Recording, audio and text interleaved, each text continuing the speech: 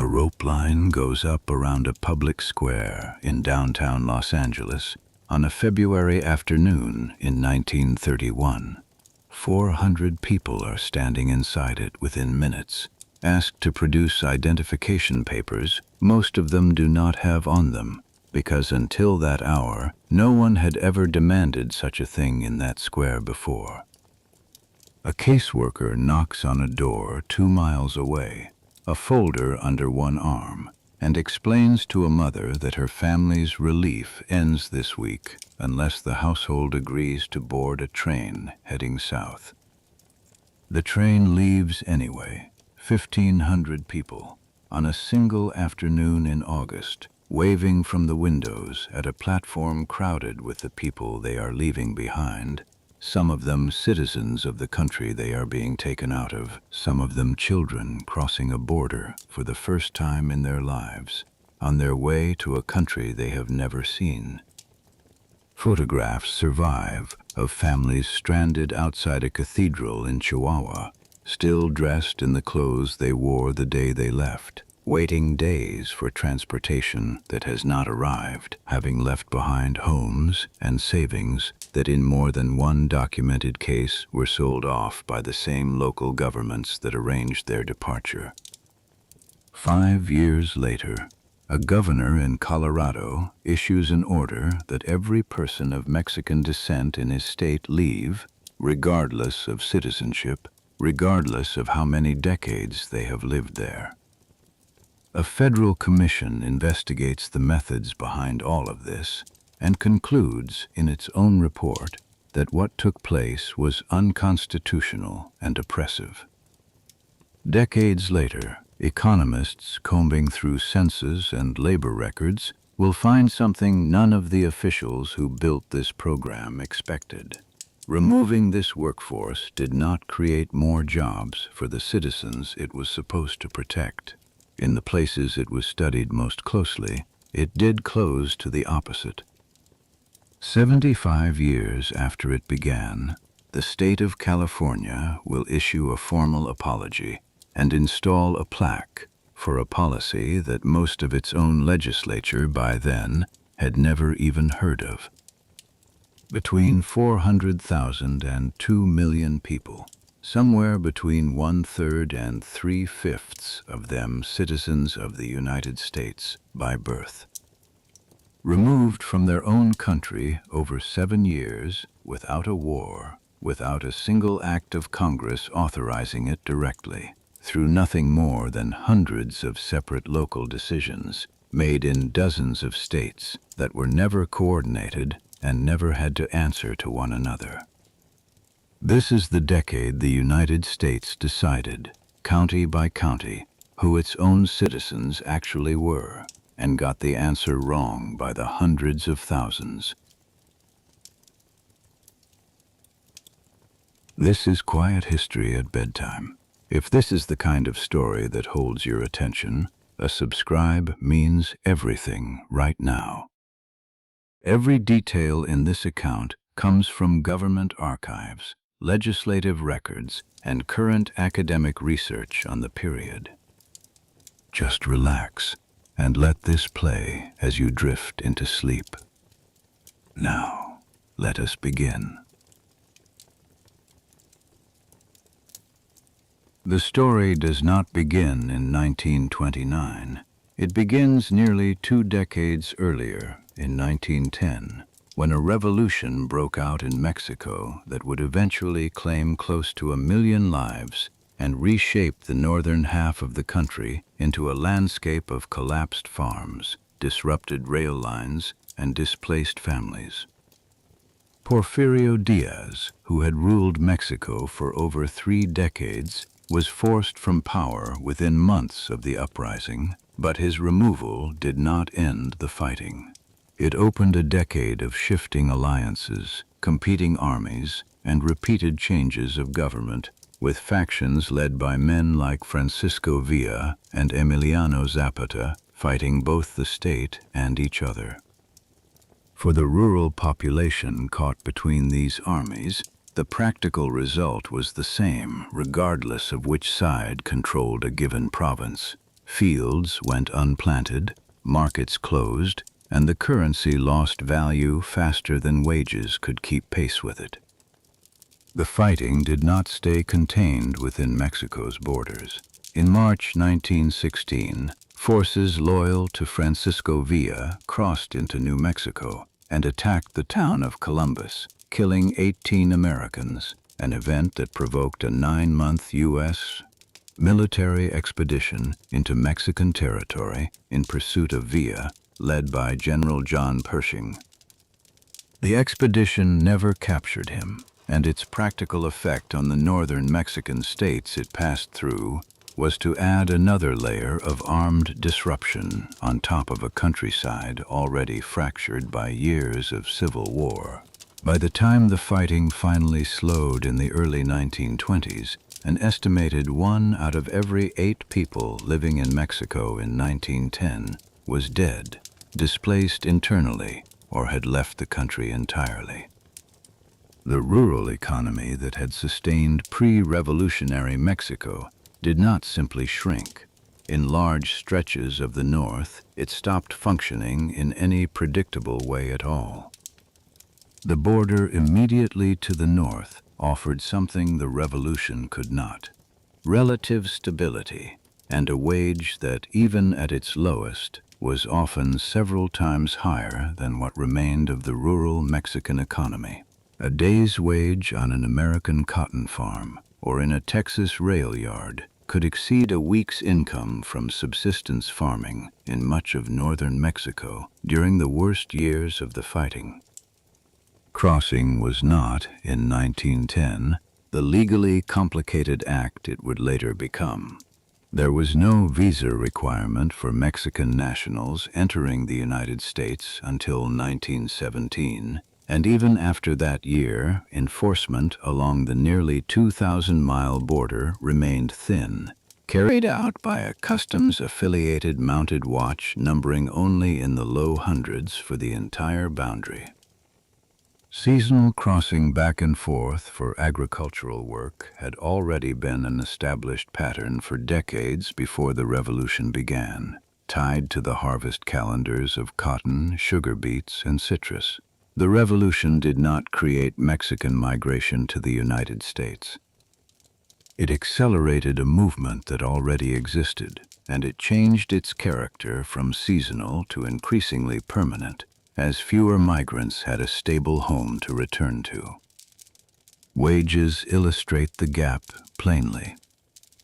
A border town like Nogales or El Paso in this period functioned less as a boundary than as a single stretched-out community split by a customs house and a line of low fencing that a determined child could climb in under a minute.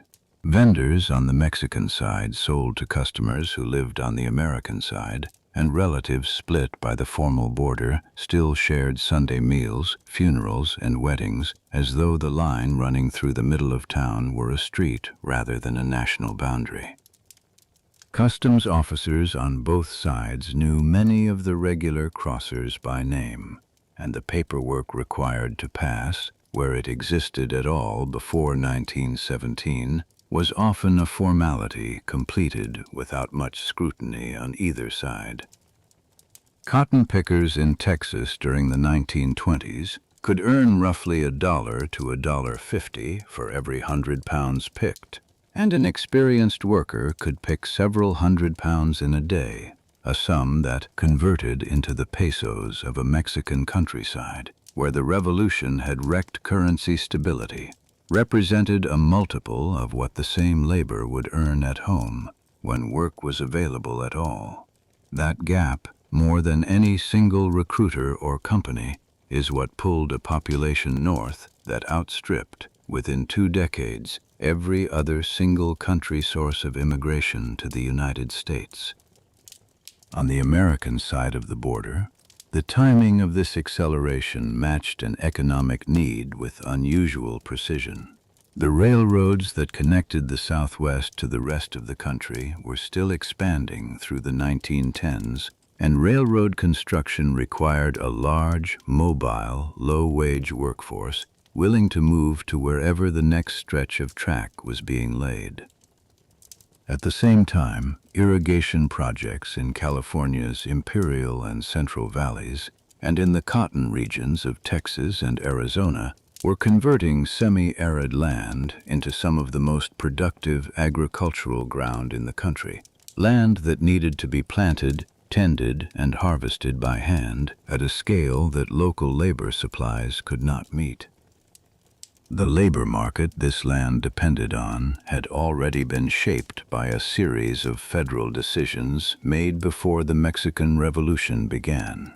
The Chinese Exclusion Act, signed into law in 1882, had cut off the primary source of contract agricultural labor that growers in California had relied on since the 1860s. The Gentleman's Agreement of 1907 placed further restrictions on Japanese immigration, closing off the labor source that had partially replaced Chinese workers in the years after exclusion. Each of these decisions solved an immediate political problem. Organized labor and nativist groups on the West Coast had campaigned hard against both Chinese and Japanese immigration, but each one also left growers searching for the next available source of low-wage labor. Mexican migration filled that gap, not by accident, but because it was the labor source left standing after two prior sources had been legislated out of reach.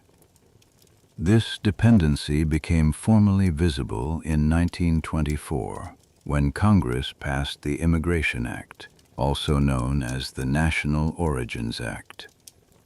The debate preceding the bill's passage filled committee rooms for weeks, with witnesses from opposing camps rarely acknowledging the legitimacy of the other side's evidence, let alone its motives. Growers arrived with production figures and labor cost projections. Restrictionists arrived with racial theory, dressed in the vocabulary of public health and national character. Congress, in the end, wrote a law that satisfied the growers on the narrow question of Mexican labor while satisfying the restrictionists on nearly everything else, a compromise that left the door to Mexico open for exactly as long as American industry found it useful to keep it that way. The law imposed strict numerical quotas on immigration from Southern and Eastern Europe and effectively barred immigration from Asia entirely, reflecting a racial hierarchy that Congress had debated openly during the bill's drafting. Immigration from the Western Hemisphere, including Mexico, was left outside the quota system. This was not an oversight. Representatives of the agricultural, mining, ranching, and railroad industries testified directly to Congress that their operations depended on a continuous and unrestricted flow of Mexican labor, and the quota exemption reflected the outcome of that lobbying. The same year, Congress also created the United States Border Patrol, an agency built primarily to intercept unauthorized entry from Europe and Asia by people attempting to evade the new quota system. Enforcement against Mexican nationals was, in this period, a secondary function of an agency designed for a different purpose. The infrastructure existed. Its primary target would shift later. By the second half of the 1920s, the population drawn north by this combination of push and pull had settled into permanent communities across the Southwest and beyond. A typical labor camp attached to a large California ranch in this period consisted of a row of wooden or tin-roofed cabins set back from the main house, a communal well or pump, and a foreman's office where wages were tallied at the end of each week. Families cooked over open fires or small stoves set just outside their doorways, and children too young for fieldwork ran between the rows of cabins while older siblings worked alongside their parents in the surrounding fields. Sunday mornings brought a traveling priest to some of the larger camps, and evenings brought guitar music and the low conversation of men comparing the day's piece rate earnings against what the same work would have paid the season before. Los Angeles held the largest concentration of people of Mexican descent of any city outside of Mexico itself, a population spread through neighborhoods that had grown from small settlements into dense, self-sustaining barrios with their own Spanish-language newspapers, mutual aid societies, churches, and small businesses. Texas held an even larger total population, spread across San Antonio, El Paso, Houston, and the agricultural counties of the Rio Grande Valley, where twin border cities like El Paso and Ciudad Juarez functioned for most residents as a single economic and social region, crossed daily for work, family visits, and shopping, without the friction that would later define the boundary between them. Recruitment reached well beyond agriculture. The steel mills of Chicago and Gary, Indiana, and the automobile plants of Detroit had begun actively recruiting Mexican workers in the years following the First World War, when wartime labor shortages and the simultaneous restriction of European immigration left northern industrial employers searching for the same kind of dependable, low-wage workforce that southwestern growers had already found. Meatpacking plants in Kansas City and Chicago followed a similar pattern. In the sugar beet fields of Colorado and Michigan, labor contractors recruited entire families under multi-year agreements, often housing them in company-owned camps for the duration of the growing season. By 1928, Mexican communities existed in numbers large enough to matter politically in cities as far from the border as Detroit and Chicago, a geographic spread that would later mean the coming crisis was never confined to the Southwest alone. Much of this labor force did not arrive in the United States and find work independently. It moved through a recruitment structure known as the engage system, in which labor agents working on commission for American employers traveled into Mexican towns to sign workers to contracts before they ever crossed the border. The Great Western Sugar Company, which controlled much of the beet processing capacity in Colorado and Nebraska, used this system extensively, contracting entire families for a full growing season at a fixed piece rate, with transportation and often debt for that transportation built into the arrangement. The same pattern repeated with variations across copper mining operations in Arizona, meatpacking plants in Kansas and Chicago, and citrus and cotton growers throughout California and Texas. The system gave employers a predictable, contracted labor supply.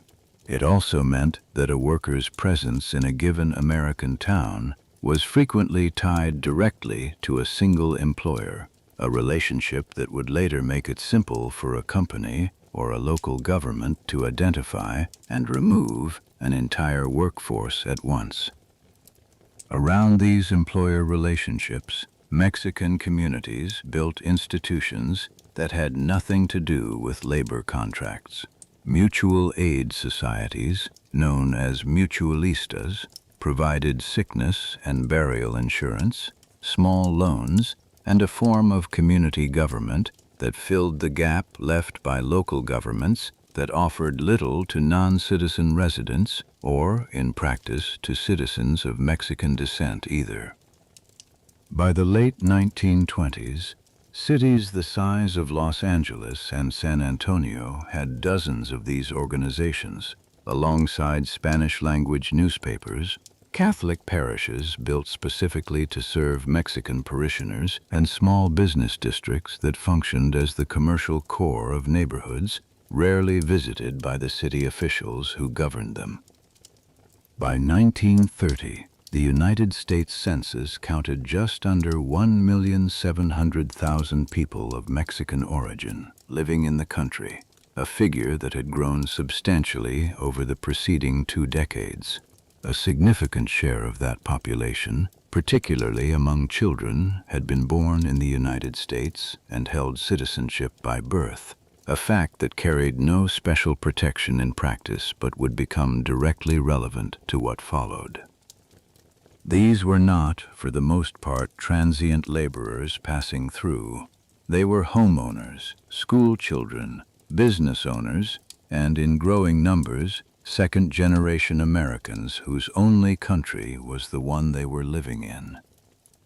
Underneath this growth, a political fight had been building since the moment the 1924 quota law passed, led not by outside agitators, but by members of Congress itself.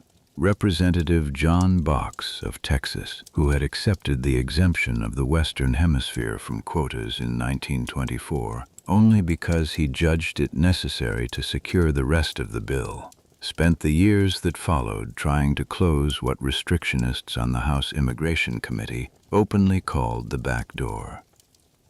Box introduced bills in 1926, 1928, and again in 1930 that would have placed Mexico under the same quota restrictions applied to Southern and Eastern Europe. Each time, the same coalition defeated him, representatives of the sugar beet, cotton, cattle, and mining industries testifying that their operations could not function without an uninterrupted supply of Mexican labor, backed by growers' associations from Texas to California that sent formal resolutions to Congress opposing any new restriction. The hearings gave a public platform to eugenicist witnesses, including Harry Laughlin of the Eugenics Record Office, who told the committee that continued Mexican immigration threatened to weaken the racial composition of the country. Growers did not dispute the racial framing. Some embraced it directly, arguing to the committee that Mexican laborers were preferable specifically because they could be controlled and would not remain permanently, a claim that stood in some tension with the rapidly growing, increasingly settled communities the census was recording in the same years. Neither the Box bills nor a parallel deportation bill sponsored by committee chairman Albert Johnson became law. The economic argument for keeping the border open through the second half of the 1920s was still stronger in Congress than the racial argument for closing it. The restrictionists did not walk away empty-handed. In March 1929, 7 months before the stock market crash, Congress passed a narrower measure that Box had also championed, a law making unauthorized entry into the United States a federal misdemeanor for a first offense and a felony for any subsequent entry after a formal deportation. The law left the quota exemption untouched, and the flow of Mexican labor into the country continued. What it did was create for the first time a criminal legal apparatus that could be attached to the act of crossing the border, independent of a worker's employer, wages, or family circumstances. In the spring of 1929, with unemployment still low and demand for labor still strong, this new law remained largely dormant, a legal tool built but not yet used at scale. Organized labor's argument that immigrants suppressed native wages and the eugenicist argument that certain populations weakened the racial composition of the country had circulated through the 1920s without gaining enough force to overturn the quota exemption. Both arguments required a scarcity of jobs to carry real political weight. Through the 1920s, prosperous enough on the whole to absorb new arrivals, that scarcity did not yet exist. On October 24, 1929, it began to. The New York Stock Exchange opened that morning to a wave of panic selling that would not meaningfully let up for the next 3 years, a day that would be remembered as Black Thursday. Within a month, billions of dollars in paper value had been erased. The immediate damage was concentrated in the financial markets. far from the cotton fields of the Central Valley and the beet farms of Colorado. And for the first several months, the connection between Wall Street and the labor market that depended on Mexican workers was not obvious to anyone living through it. That connection did not take long to form. As credit tightened and consumer demand fell, factory orders were cut, construction slowed, and the agricultural sector, already weakened by falling crop prices through most of the 1920s, lost what remained of its cushion. Employers who had spent 2 decades recruiting Mexican labor because no one else would take the work now had another problem entirely. Not enough work to go around for anyone.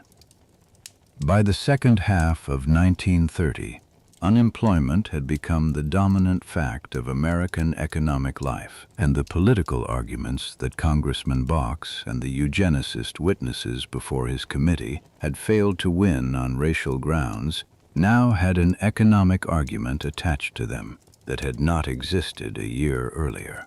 The quota exemption that agribusiness had successfully defended in 1924, 1926, and 1928 protected the legal right of Mexican workers to enter the country.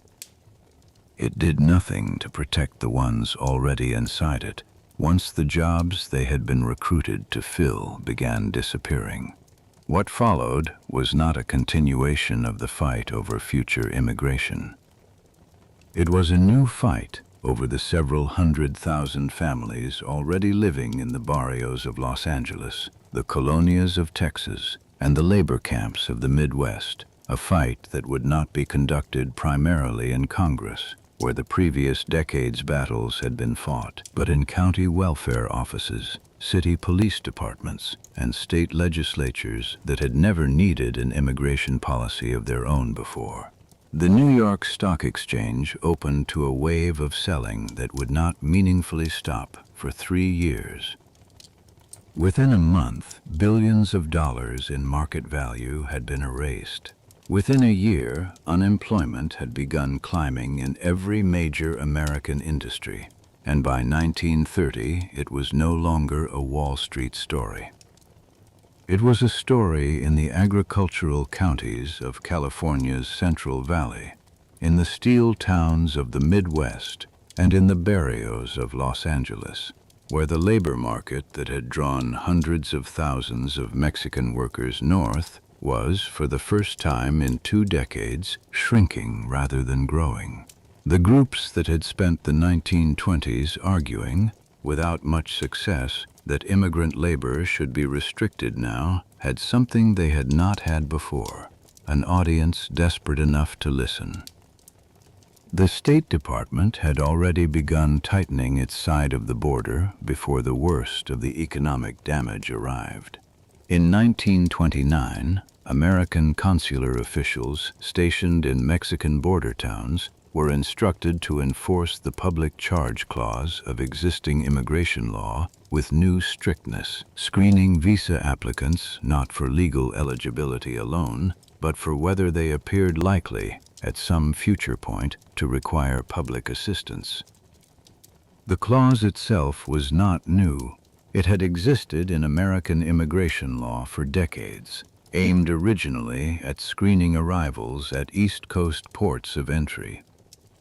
What changed in 1929 was the intent behind its enforcement at the Mexican border specifically. Fewer new work visas approved, not because the law had changed, but because the officials applying it had been told to apply it differently.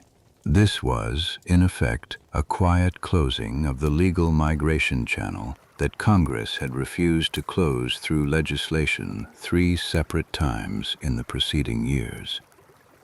It required no vote and drew almost no public attention, and it preceded the stock market crash by several months. What followed the crash was not primarily concerned with new arrivals. It was concerned with the people already inside the country.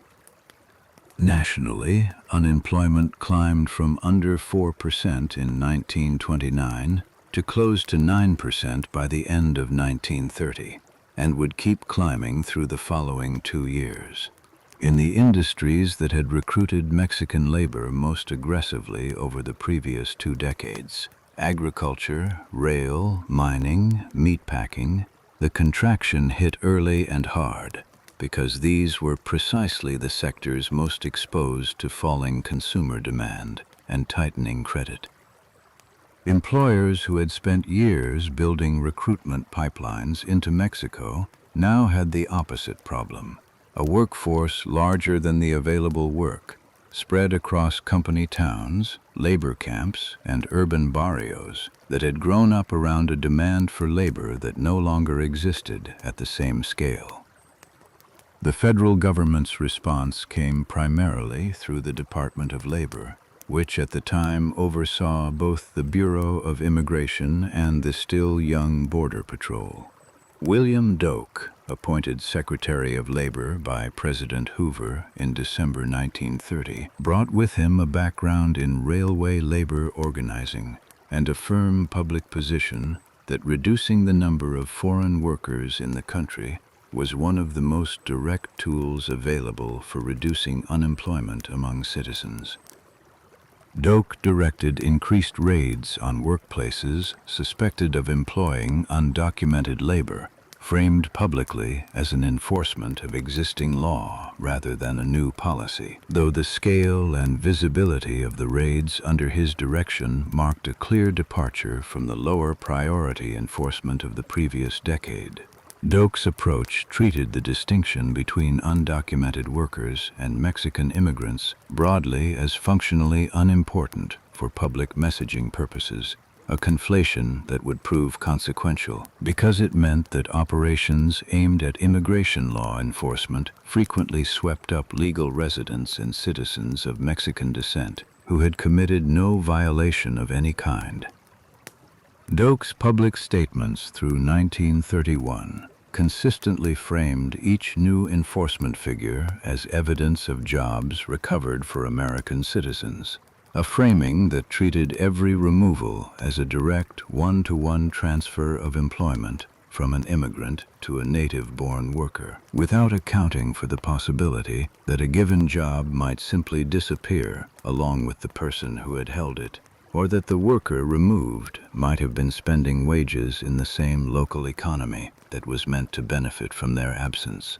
This accounting error would later become one of the more precisely documented ironies of the period, though the documentation would not exist for another 8 decades. In the moment, in 1931, Doak's framing carried the full weight of federal authority, and local officials across the country took it as license to treat their own locally organized removal efforts as a contribution to a coordinated national recovery effort rather than as an independent and in many cases legally unsupported exercise of local power. The pattern was never confined to California and the Southwest, even though Los Angeles would come to dominate the historical memory of the period. In Gary, Indiana, where steel mills had recruited Mexican labor heavily through the 1920s, local relief agencies and an organization called the International Institute began facing the same pressure to reduce their Mexican caseloads by the early 1930s, a crisis that would continue intermittently in that city through much of the decade. In Detroit, in Chicago, and across the sugar beet counties of Michigan and Colorado, the same underlying calculation repeated itself in city after city, with no coordinating federal office behind it, a relief budget under strain, a Mexican population identifiable by name, address, and often by direct relationship to a single employer, and a local government with the administrative tools to make that population someone else's expense. Texas followed a different mechanism entirely, one that produced a similar outcome through the near-total absence of the welfare bureaucracy that drove events in Los Angeles. Texas offered its residents, citizen and non-citizen alike, comparatively little in the way of organized public relief to begin with. which meant Texas officials had far less need to manufacture pressure through caseworker visits and threatened benefit cuts. Unemployed Mexican workers in Texas left for the border because there was, in the most literal sense, nothing else being offered to them in the state. No relief system substantial enough to create the leverage that Los Angeles County used so effectively. More than half of all repatriation nationally would eventually be traced to departures from Texas cities: Houston, Dallas, Fort Worth, San Antonio, and El Paso. Not because Texas ran a more aggressive bureaucratic program than California, but because it ran no comparable program at all and offered no reason for a family without work to remain. State and local governments moved on a parallel track, largely independent of Doak's federal enforcement effort. Several states passed laws in 1930 and 1931 requiring that public employment be restricted to American citizens, a category that on paper excluded only non-citizens, but that in practice was frequently enforced by demanding proof of citizenship from anyone who appeared to the official reviewing the paperwork to be Mexican. Some states went further, attaching criminal penalties, in certain cases a $500 fine or up to 6 months in jail, to private employers who hired workers unable to prove citizenship or legal residency. These laws did not require the federal government's involvement to take effect, and they did not require a court finding of unlawful presence to be enforced against a given individual. A demand for papers, refused or unmet, was often sufficient grounds for an employer to terminate a worker rather than risk the penalty.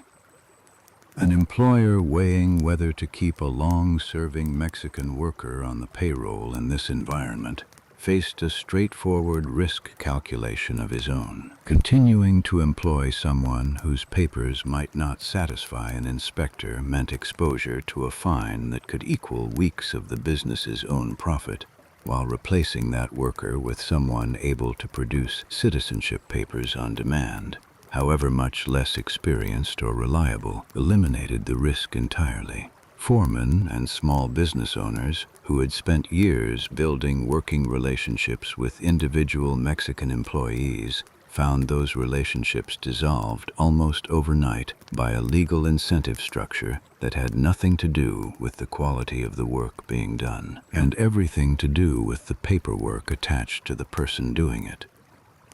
The pressure pushing families toward the border was not entirely one-directional.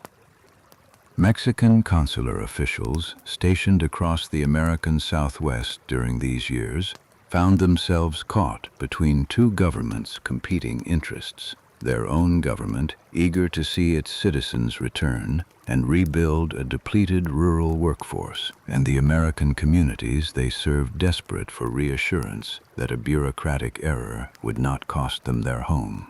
Consulate staff, often working with limited budgets of their own, spent much of 1930 fielding a rising volume of anxious inquiries from families uncertain whether recent changes in local relief policy applied to them.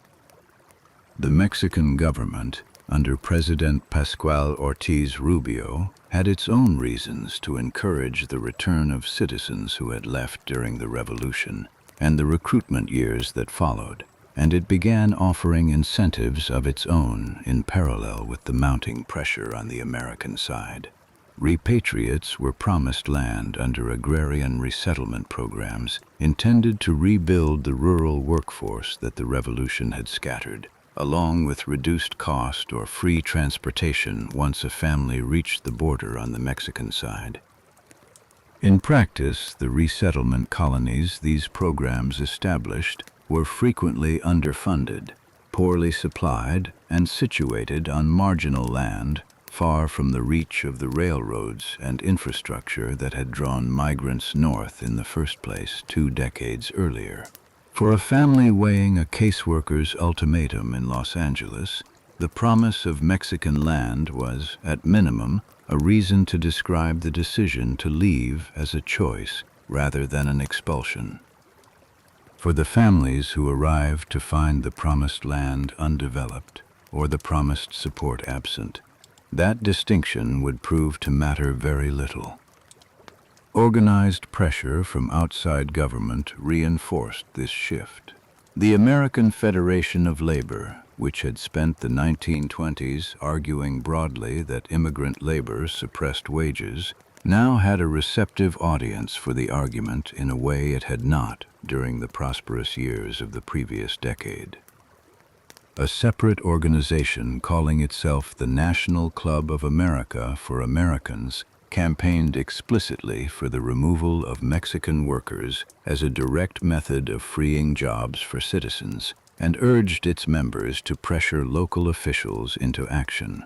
Congressman Martin Dies of Texas, writing in the Chicago Herald-Examiner, argued that the country's foreign-born population was the fundamental cause of its unemployment problem, a claim with no particular basis in the industries actually shedding jobs fastest, but one that fit neatly into a public mood already primed by a decade of congressional hearings on the supposed racial and economic dangers of Mexican immigration. None of these arguments required new legislation to have an effect. They shaped the environment in which county officials, welfare administrators, and local police departments made their own independent decisions over the following 2 years. It was at the county level, not the federal or even the state level, that the machinery of removal actually took its most consequential form, and it began not with police raids, but with welfare offices. A county welfare office of this period typically occupied a converted storefront or the ground floor of a municipal building. Rows of wooden desks separated by low partitions, ledger books stacked along one wall, and a waiting area of hard benches where families sat for hours before their names were called. Caseworkers, most of them overworked and managing far more families than their training had prepared them for, moved through the day's appointments at a pace dictated less by any individual family's circumstances than by the sheer volume of new applicants arriving each week as the depression deepened. A typical morning might bring 20 or 30 families through a single caseworker's desk, each visit compressed into a matter of minutes, each decision made from a standard checklist that left little room for the kind of individual verification a formal legal proceeding would have required. In Los Angeles, home to the largest concentration of Mexican residents outside of Mexico itself, the county's welfare bureaucracy had by 1930 developed an informal practice that would later be formalized into an organized program. Caseworkers visiting families receiving public relief began raising the subject of return to Mexico directly, framing it not as a request but as the only form of continued assistance the county was prepared to offer. A visit of this kind followed a familiar pattern in the surviving accounts of the period. A caseworker, carrying a folder of case notes, arrived at a family's rented room or small house in the late morning or early afternoon, when a husband was more likely to be out searching for day work and a wife was more likely to be home with younger children.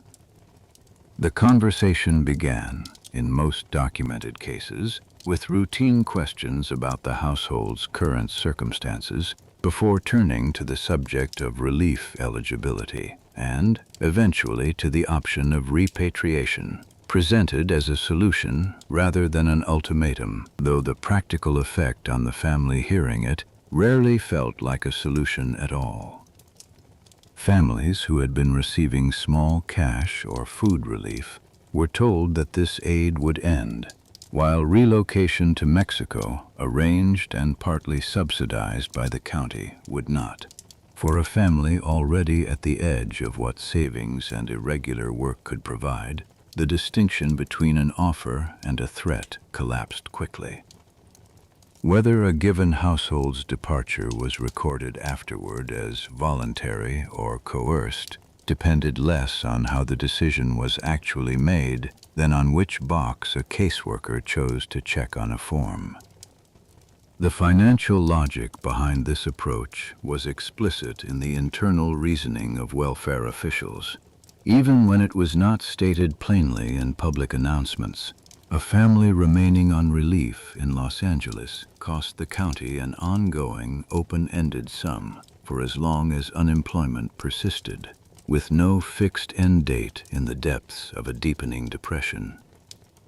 The same family's departure to Mexico, arranged through discounted group transportation that county officials negotiated directly with railroad companies, automobile transport services, and in some documented cases, steamship and airline operators, cost a single, fixed, one-time payment. Officials who framed repatriation publicly as a humanitarian service, helping unemployed Mexican families return to a homeland where they could rebuild their lives, were, in the same set of internal budget discussions, calculating it as a cost-saving measure against the relief rolls. Both descriptions were, in a narrow sense, accurate. Neither one accounted for the fact that a substantial share of the people being moved under this reasoning had been born in the United States, held American citizenship, and had no functioning connection to the country they were being sent toward. The mechanics of an individual family's departure followed a pattern that would repeat, with small variations, in county after county over the next several years. A welfare caseworker, often bilingual and sometimes herself of Mexican descent, made contact with a family already receiving some form of public assistance. The conversation rarely used the word deportation, since the family in question was, in a large share of cases, not subject to any deportation proceeding at all. Many held citizenship, and even those who did not were, in the majority of cases, not violating any immigration law by remaining. Instead, the conversation centered on what the county could no longer guarantee: continued food vouchers, continued cash relief, continued access to whatever limited medical care the county extended to indigent residents. Departure was presented as the one form of assistance the county remained willing and able to provide without limit. Property left behind, furniture, vehicles, in some cases small homes purchased over years of steady wages during the 1920s, was frequently abandoned outright or sold at a fraction of its value in the short window between a family's decision to leave and the date of their scheduled departure, sometimes to cover the transportation costs the county was nominally covering on their behalf. Some of this property was later recorded as having been seized directly by local authorities as informal payment against those same transportation costs, a detail that would not become part of the official record until decades of subsequent research reconstructed it from local archives, court filings, and family testimony that the initial process had never bothered to collect. Almost none of this operated under any meaningful legal scrutiny. A formal deportation, at least on paper, required the government to establish that a specific individual was unlawfully present and entitled that individual to some form of hearing before an immigration official, however limited that hearing might be in practice. A voluntary departure required none of this.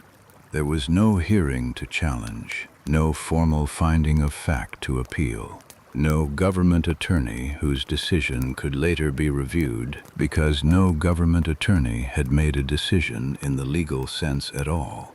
A caseworker had simply made an offer, and a family, weighing hunger against an uncertain future in a country many of them had never seen, had accepted it.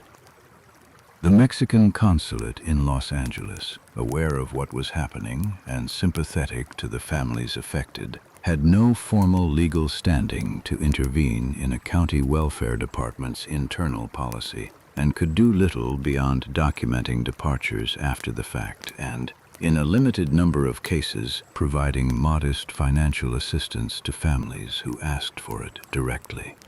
For citizen children in particular, the practical difficulty of proving citizenship compounded the problem.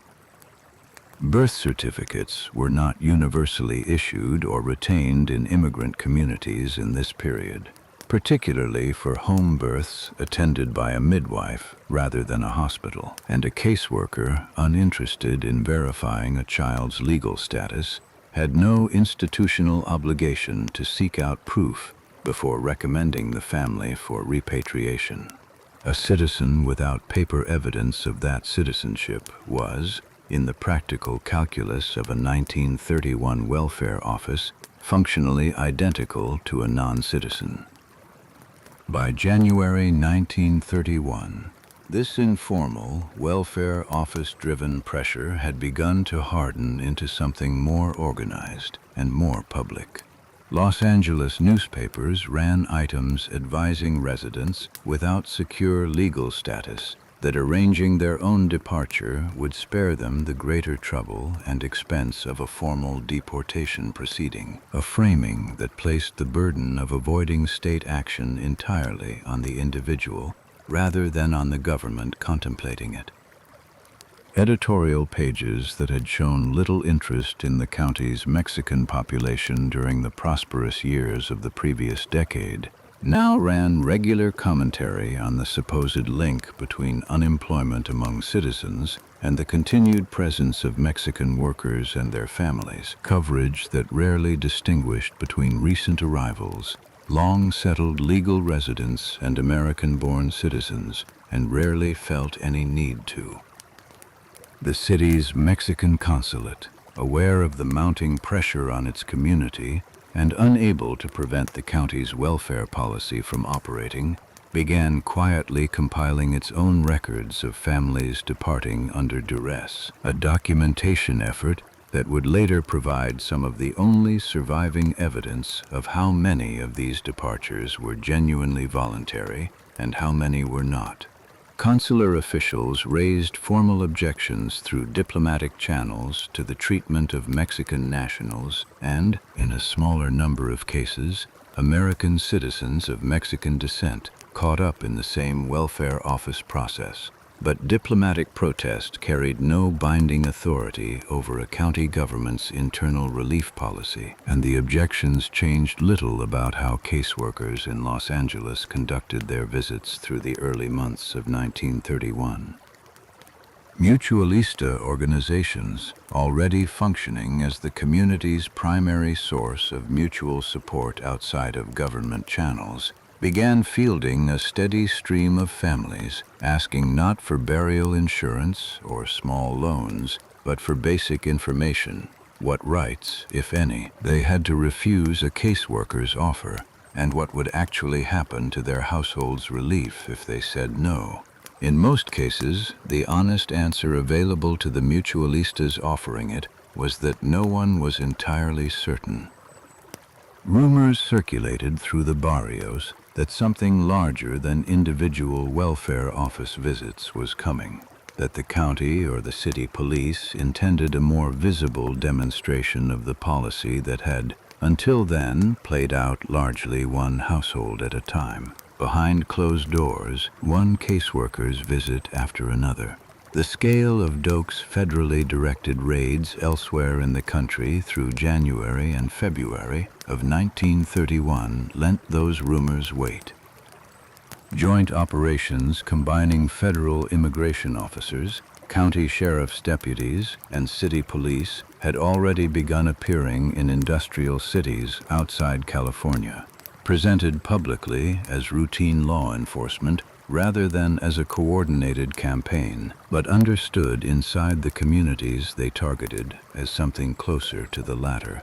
It was only a matter of which city and which public space would produce the operation visible enough to be remembered. By the middle of February, those rumors in Los Angeles had a specific location attached to them. La Placita, the old central plaza just north of downtown, sat at the heart of the city's oldest Mexican neighborhood.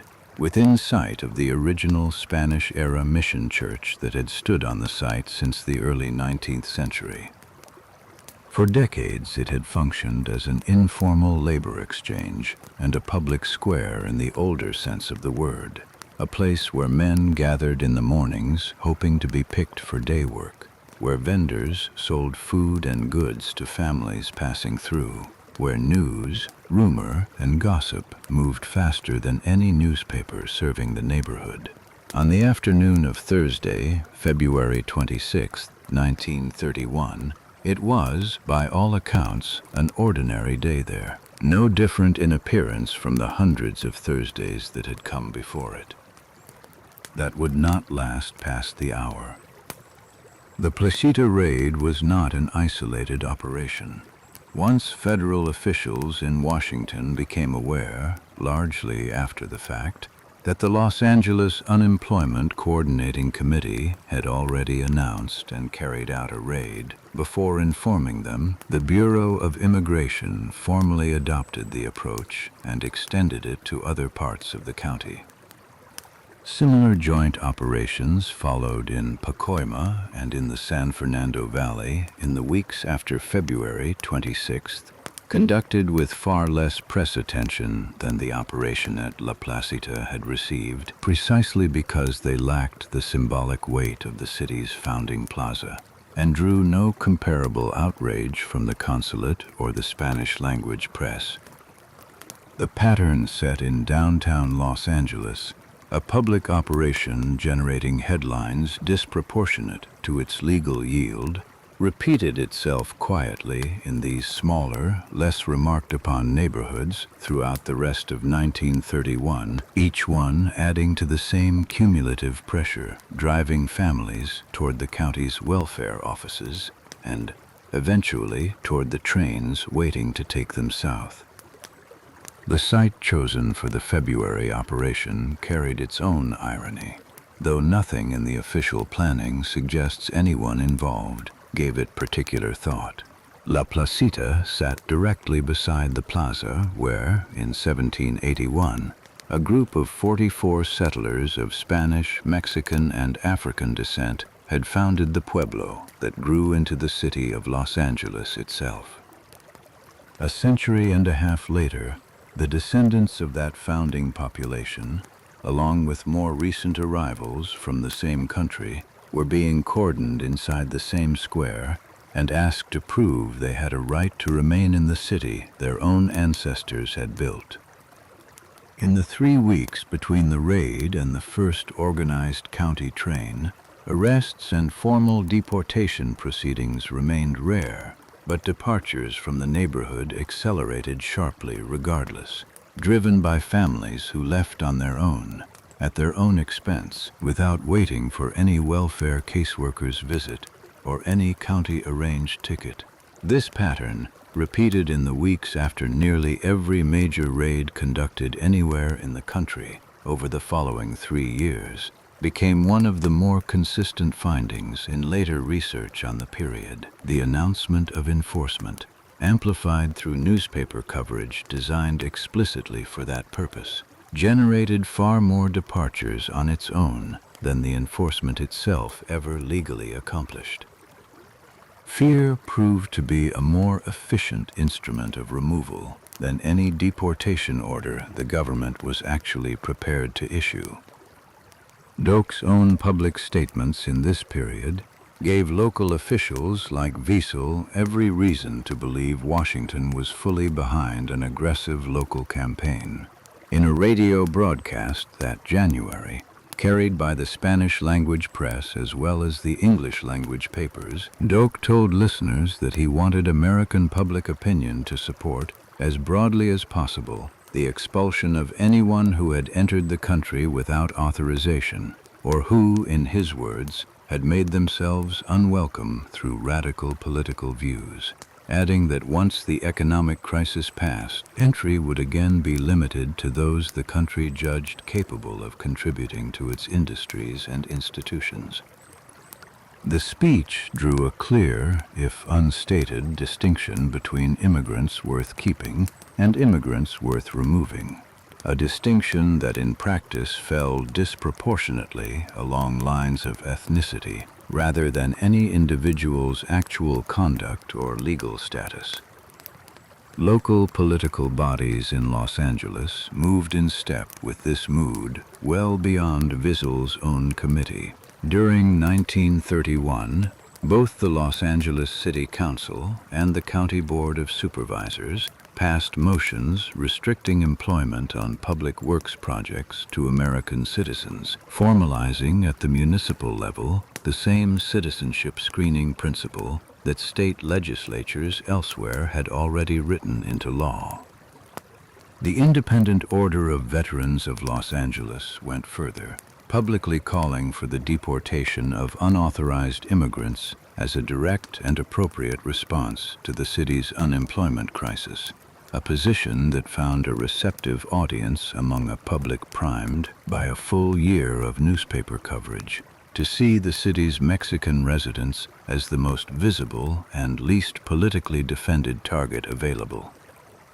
In January 1931, Charles P. Vissel, who headed an ad hoc body called the Los Angeles Citizens Committee for Coordination of Unemployment Relief, learned of a public proclamation by Secretary of Labor William Doak claiming that as many as 400,000 illegal aliens were occupying jobs that belonged, in Doak's framing, to unemployed American citizens. Vissel wired federal officials directly, proposing that Los Angeles serve as a proving ground for a coordinated local and federal campaign against this population. On January 26th, he issued a press release, printed the same day across the city's major papers, announcing that a deportation drive was coming, with the endorsement of both federal and local authorities, and warning that anyone without legal status would be wise to arrange their own departure before the campaign reached them. The press coverage that followed made almost no distinction between the specific population Vissel's release had named and the broader Mexican community of Los Angeles as a whole. Newspapers ran the story as a general roundup of Mexicans, Japanese, Chinese, and others, language that swept citizens and legal residents into the same category as anyone actually in violation of immigration law. Within days, hundreds of people, many of them citizens or legal residents with nothing to fear from an actual deportation hearing, arrived at the Mexican consulate asking for protection they had no real reason to need and that the consulate had no real power to provide. The scene outside the consulate in these weeks, described in later accounts drawn from consular staff and neighborhood residents, was one of a waiting room and a hallway filled well past capacity, families arriving with whatever documents they had managed to gather, birth certificates, naturalization papers, old pay stubs, anything that might serve as proof against a raid that had not yet reached their specific street. Staff worked through the queue as quickly as they could, offering what reassurance the law actually supported, while privately aware that reassurance carried little practical weight against a campaign the consulate had no authority to halt. It took 10 days for federal immigration agents, drawn in from San Diego and San Francisco, to reinforce the local office under District Director Walter E. Carr, to assemble in the city and coordinate a plan with local law enforcement. Los Angeles Police Chief R.E. Stackel and County Sheriff William Traeger both pledged departmental support. On the afternoon of February 26th, that plan was carried out. La Placita, the plaza adjacent to the site where the city itself had been founded a century and a half earlier, was, on an ordinary Thursday afternoon, exactly what it had been for decades, a gathering place, crowded with people talking, eating from food vendors, listening to musicians and street speakers. The square, on an average afternoon, carried the smell of roasting corn and fried dough from the vendor carts parked along its edges, mixed with the dust kicked up by 100 pairs of shoes crossing the open ground at once. Old men played cards on benches beneath the trees. Younger men, many of them out of steady work for months by that point in the winter of 1931, gathered near the plaza's edges, trading rumors about which employers were still hiring and which had let their last Mexican worker go the week before. Children weaved between the benches, chasing each other, and a guitarist near the old mission church played the same handful of songs he had been playing in that spot for years, his case open on the ground in front of him for whatever coins passers-by cared to leave. At 3 o'clock, uniformed and plainclothes officers, including members of the police department's Red Squad, a unit built originally to monitor and disrupt labor organizing and suspected communist activity, sealed both entrances to the plaza at once. Roughly 400 people were lined up and ordered to produce identification proving their legal status. The line that formed inside the sealed plaza stretched along the low iron fence bordering the walkways. Men separated from women in some sections and kept together in others, depending on which officer happened to be directing that stretch of the crowd. Cards and lottery tickets that vendors had been selling minutes earlier lay scattered on the ground where stalls had been overturned in the initial confusion. A guitar, the same one that had been playing near the mission church only an hour before, sat abandoned against a bench, its owner among those pushed toward the growing line rather than allowed to collect it. Some who tried to run were struck by officers before they reached either exit.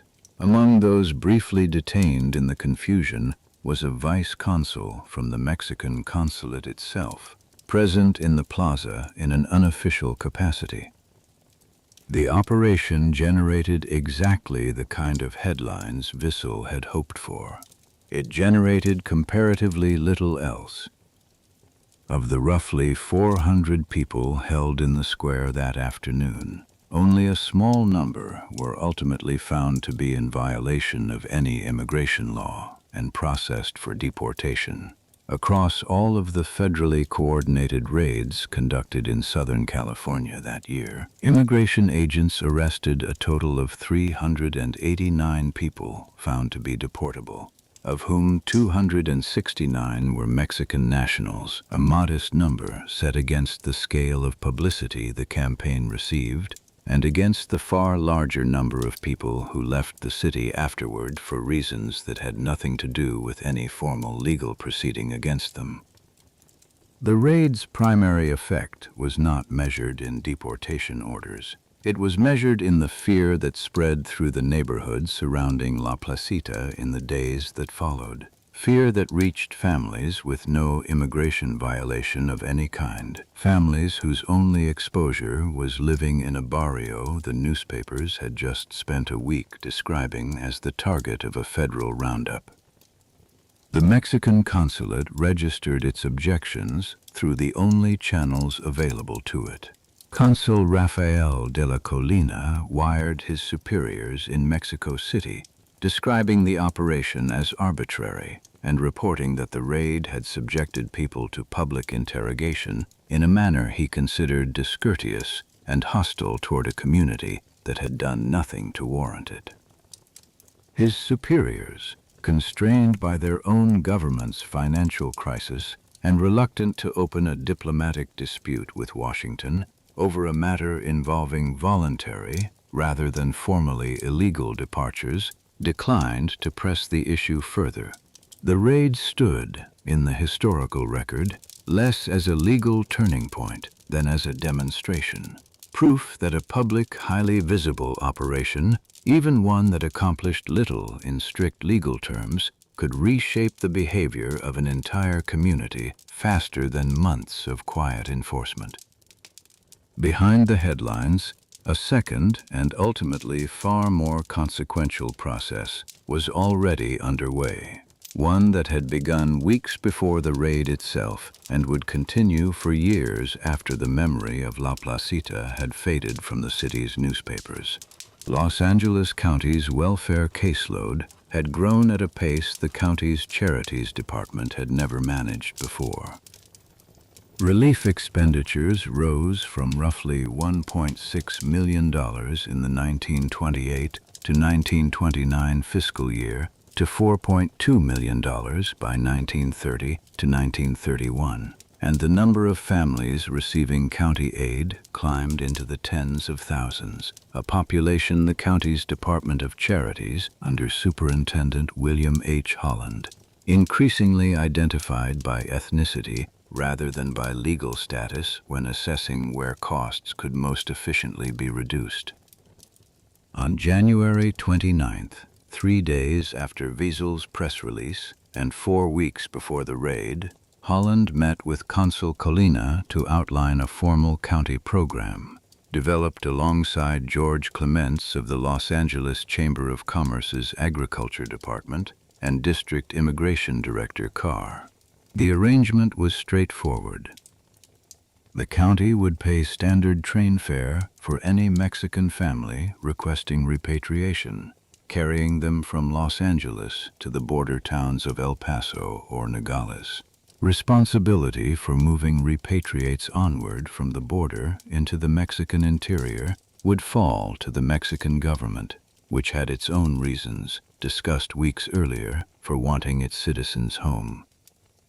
The financial reasoning behind the county's calculation was explicit and, within the department's own internal estimates, difficult to argue against on cost grounds alone. Board of Supervisors meeting minutes from this period, where they survive, show relief costs discussed alongside road maintenance budgets and public works appropriations, one line item among many competing for a shrinking pool of county revenue, the human population behind the largest and most rapidly growing of those line items, rarely discussed in terms other than the dollar figures attached to it. County officials calculated that transporting a single trainload of 6,000 people back to Mexico cost approximately $77,000. Continuing to provide relief to that same population, had they remained in Los Angeles, was projected to cost the county closer to $425,000 over the course of a single year. Whatever language the county used publicly to describe the program, the arithmetic behind it, recorded in the department's own budget planning, was never in serious dispute among the officials making the decision. The first officially organized train left Los Angeles on March 23, 1931, less than a month after the La Placita raid. The platform that morning held more people than the train itself would carry. Families accompanied by neighbors and relatives who had come to see them off, trunks and bundled possessions stacked along the length of the platform in makeshift piles that porters and volunteers worked to sort and load before the scheduled departure time. Steam rose from the engine at the head of the line, and the smell of coal smoke mixed with the smell of the pastries and coffee a handful of vendors had set up nearby. Uncertain whether the morning's business would come from well-wishers or from the departing families themselves, who had little money left to spend on either. Local organizations made a visible effort to soften the occasion. Church groups distributed small toys to the children boarding. Students from Occidental College performed dances and recited poetry on the platform. A group of mariachi musicians played as families carried what belongings they had been able to bring with them toward the train cars.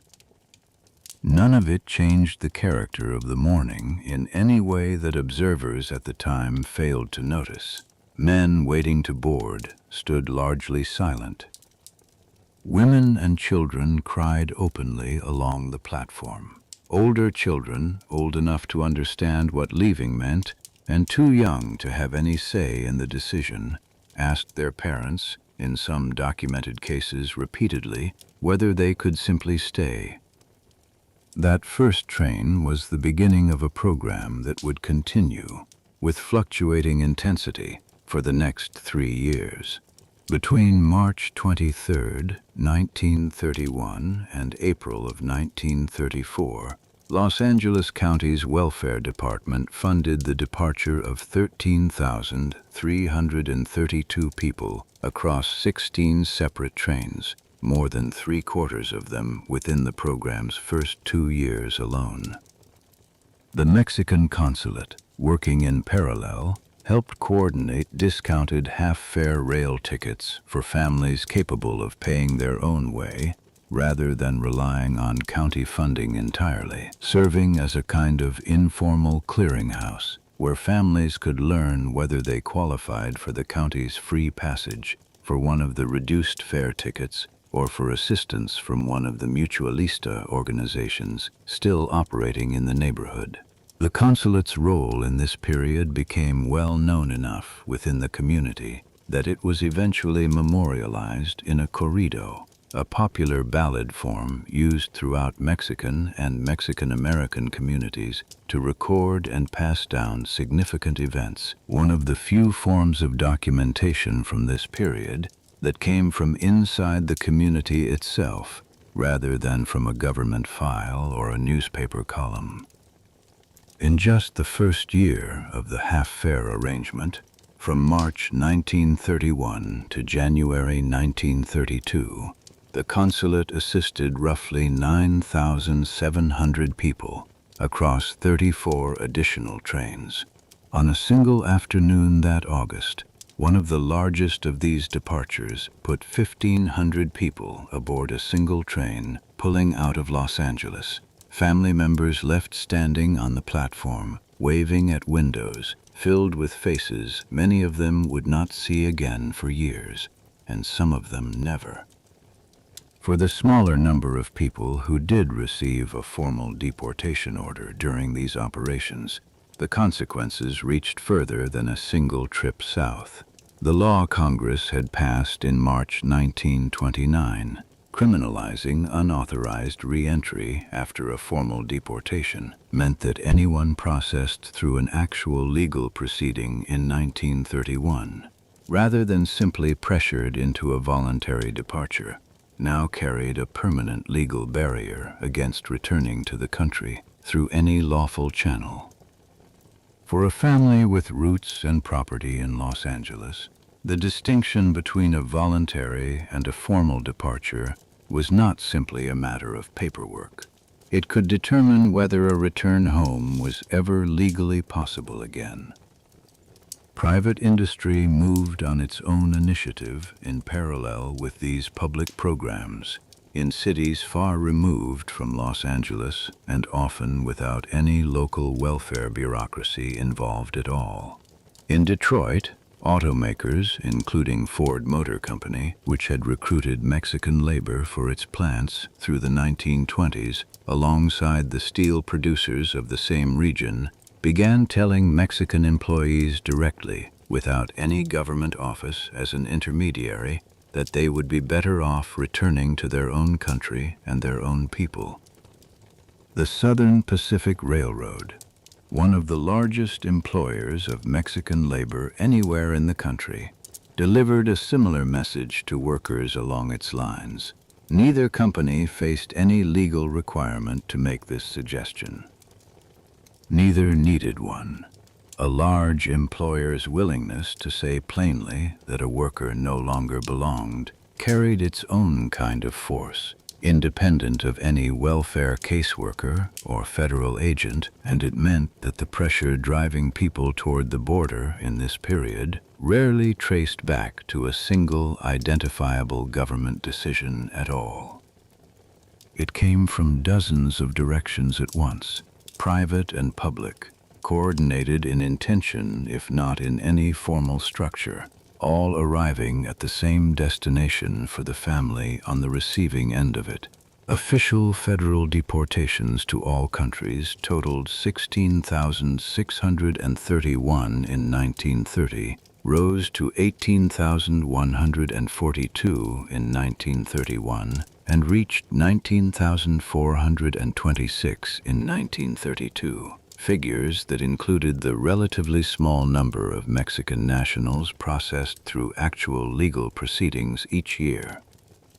The gap between those formal numbers and the hundreds of thousands of people who left the country during the same years, the overwhelming majority of them departing under a category that generated no court record, no hearing transcript, and in many cases no paperwork of any kind, was the single clearest measure of how little the legal apparatus built around deportation actually had to do with how this removal was carried out in practice.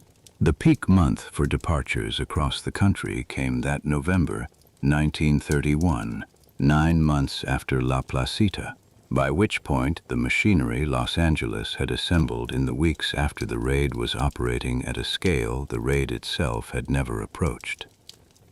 By the time this first wave of departures slowed, researchers, who would later reconstruct the period from census and consular records, estimated that roughly 1/5 of the entire Mexican population of California had left the state by 1932, and close to 1/3 of the Mexican population across the whole of the United States had left by 1934.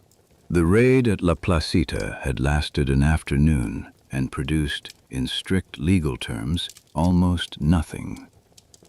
The program it helped set in motion would run for 3 more years, and its consequences, for the families who left and the ones who did not, were only beginning.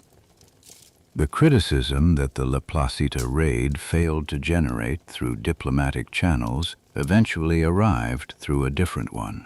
President Hoover had, in 1929, appointed an 11-member panel chaired by former Attorney General George Wickersham, to review the federal government's enforcement of the law more broadly. A commission created primarily to examine the failures of prohibition enforcement, but given a mandate wide enough to reach immigration practices as well.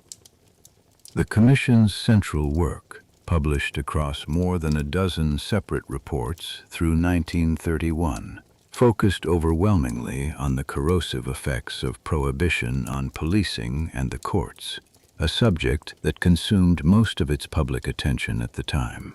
Buried within that larger project, however, was a section addressing the enforcement of deportation law specifically, informed in part by complaints the Commission had received directly from consular officials and civil liberties advocates about the conduct of raids like the one at La Placita. Its conclusions on this narrower question were unambiguous. Immigration inspectors, the Commission found, had been conducting checkups of boarding houses, restaurants, and pool halls without any form of warrant. The methods used to apprehend and question suspected aliens were, in the Commission's own assessment, frequently unconstitutional and oppressive. In many cases, the Commission wrote, further investigation would likely have shown that the people deported had every legal right to remain, and the result, in case after case, was the permanent separation of families in violation of what the Commission called the plainest standards of humanity. Secretary Doak's response to these findings was brief and dismissive. The warrantless checkups the Commission described, he said, occurred only rarely, a claim that did little to address the broader pattern the Commission had documented, and nothing at all to change the practices already underway in dozens of counties across the country. No formal policy change followed the report at the federal level, and no congressional hearing was convened specifically to examine its findings on deportation. In contrast to the extensive legislative attention the Commission's prohibition findings received in the same period, the imbalance was itself telling. A national panel appointed to examine the government's enforcement of the law, had found that federal and local officials were violating citizens' constitutional protections on a routine basis, and that finding produced markedly less political consequence than the Commission's parallel conclusions about liquor enforcement, a subject that touched a far broader cross-section of the voting public directly. What changed instead, gradually and without any single announcement, was the visibility of the methods being used. The kind of public, uniformed raid that had drawn a federal commission's attention at La Placita became less common over the following 2 years, not because the underlying goal had shifted, but because the same outcome could be achieved through quieter means that generated far less press coverage and, consequently, far less scrutiny. The welfare office visit, the caseworker's ultimatum, the offer of a train ticket framed as the only assistance still available, continued largely unchanged and continued to move more people than any raid ever had. The human cost of this quieter machinery is preserved less in official statistics than in the fragments of documentation that survived it. Photographs, oral histories collected decades later, and the scattered internal memos of the officials who ran the programs. Photographs taken by government photographers elsewhere in the Depression-era Southwest, intended originally to document rural poverty rather than repatriation specifically, nonetheless captured families of Mexican descent stranded on unpaved roads with broken-down vehicles, the same roads that carried thousands of repatriates toward the border throughout these years. Separate photographic and consular records from the period document families arriving at the Mexican side of the border and finding themselves stranded for days at a time, waiting outside churches and government buildings in the clothes they had worn for the journey, with no onward transportation yet arranged and no resources of their own to arrange it themselves. Surviving photographs from Chihuahua and other border cities show families camped in the open plazas fronting cathedrals and municipal buildings, bedrolls and cooking pots arranged around them in the same patient, improvised fashion a traveler might arrange a camp along any road, with no clear end in sight. Local parishes and charitable societies on the Mexican side did what they could, distributing bread and, when it was available, blankets against the cold desert nights, but the scale of arrivals in the peak months of 1931 routinely exceeded what any single parish or municipal office had the resources to manage. Children who had grown up speaking English in Los Angeles schoolyards now sat in plazas listening to a language many of them understood only partially, waiting, like their parents, for transportation that arrived on no fixed schedule anyone could predict.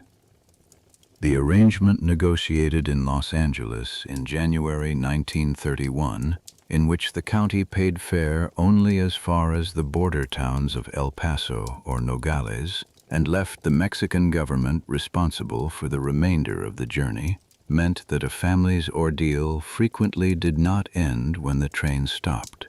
It simply changed jurisdiction, from a welfare department with a fixed budget to a national government working through its own financial crisis, with resettlement colonies that were, in a substantial number of documented cases, unfinished, unsupplied, or located on land that had never been properly surveyed for the agricultural use it had been promised for. A resettlement colonia of this kind, in the accounts that survive, might consist of little more than a surveyor's stakes marking out plots on land that had never been cleared, no irrigation ditch yet dug, no seed yet distributed, and no promised tools waiting for the families arriving to work it. Some families who reached these colonias turned back within weeks, making their way instead to relatives in Mexican cities who could offer a spare room and steady work, however far from the agricultural life the original promise had described. Others stayed, and over years slowly built the kind of settled community the program had promised from the start. A testament less to the program's planning than to the same persistence and improvisation that had carried an earlier generation of the same families north 2 decades before. One immigration inspector, writing in November 1932 about a single trainload of deportees passing through his jurisdiction, noted that 78 children aboard had been provided no food for the journey beyond a few ounces of milk each per day, a detail that survived only because he happened to record it in a routine administrative letter, rather than because any formal inquiry required him to. The same inspector's correspondence noted that some of the people placed on repatriation trains were removed directly from hospital beds, still requiring medical care they would not receive again until and unless they reached family or charitable institutions on the other side of the border. In at least one documented instance from this correspondence, a patient recovering from surgery was transferred from a hospital ward directly onto a train car, still bandaged, the paperwork authorizing the transfer citing relief cost reduction rather than any medical judgment about the patient's fitness to travel. Nurses and hospital staff, in the fragments of the record that survive, registered private objections to specific cases like this one, but held no formal authority to override a welfare department's transfer order once it had been issued. And the record does not show any case in which such an objection actually prevented a transfer from proceeding. None of this required a policy directive to happen. It required only a system built, from its earliest planning meetings in January 1931 onward, around the goal of moving people out of the county's financial responsibility as quickly and cheaply as the process allowed, with the condition of the people being moved treated as a secondary consideration at every stage where the two goals came into conflict. Individual cases, documented later through oral history projects and legal research into the period, put names to what the statistics otherwise leave abstract. Emilia Castañeda was roughly 9 years old when her father, a legal resident with no pending immigration violation, was told there was no work left for Mexican laborers in Los Angeles and left the country with his children rather than wait for circumstances to change.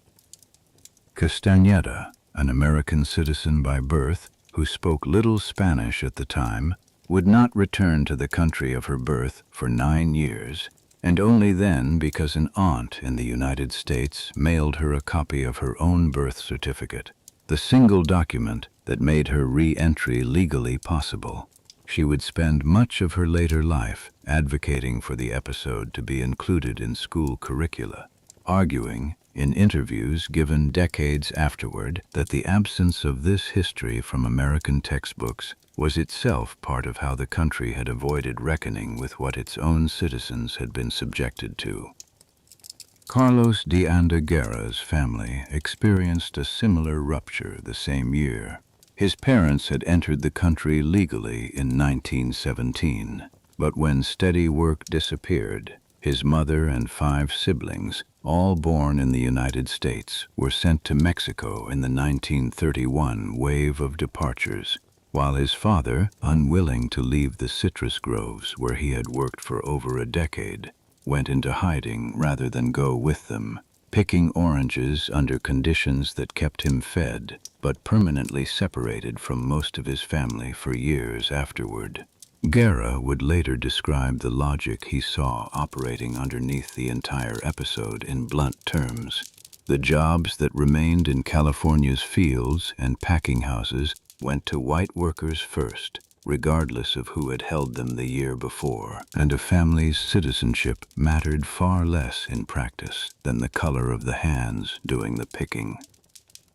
The officials who ran the Los Angeles program did not, for the most part, describe their own work in the language later historians would use.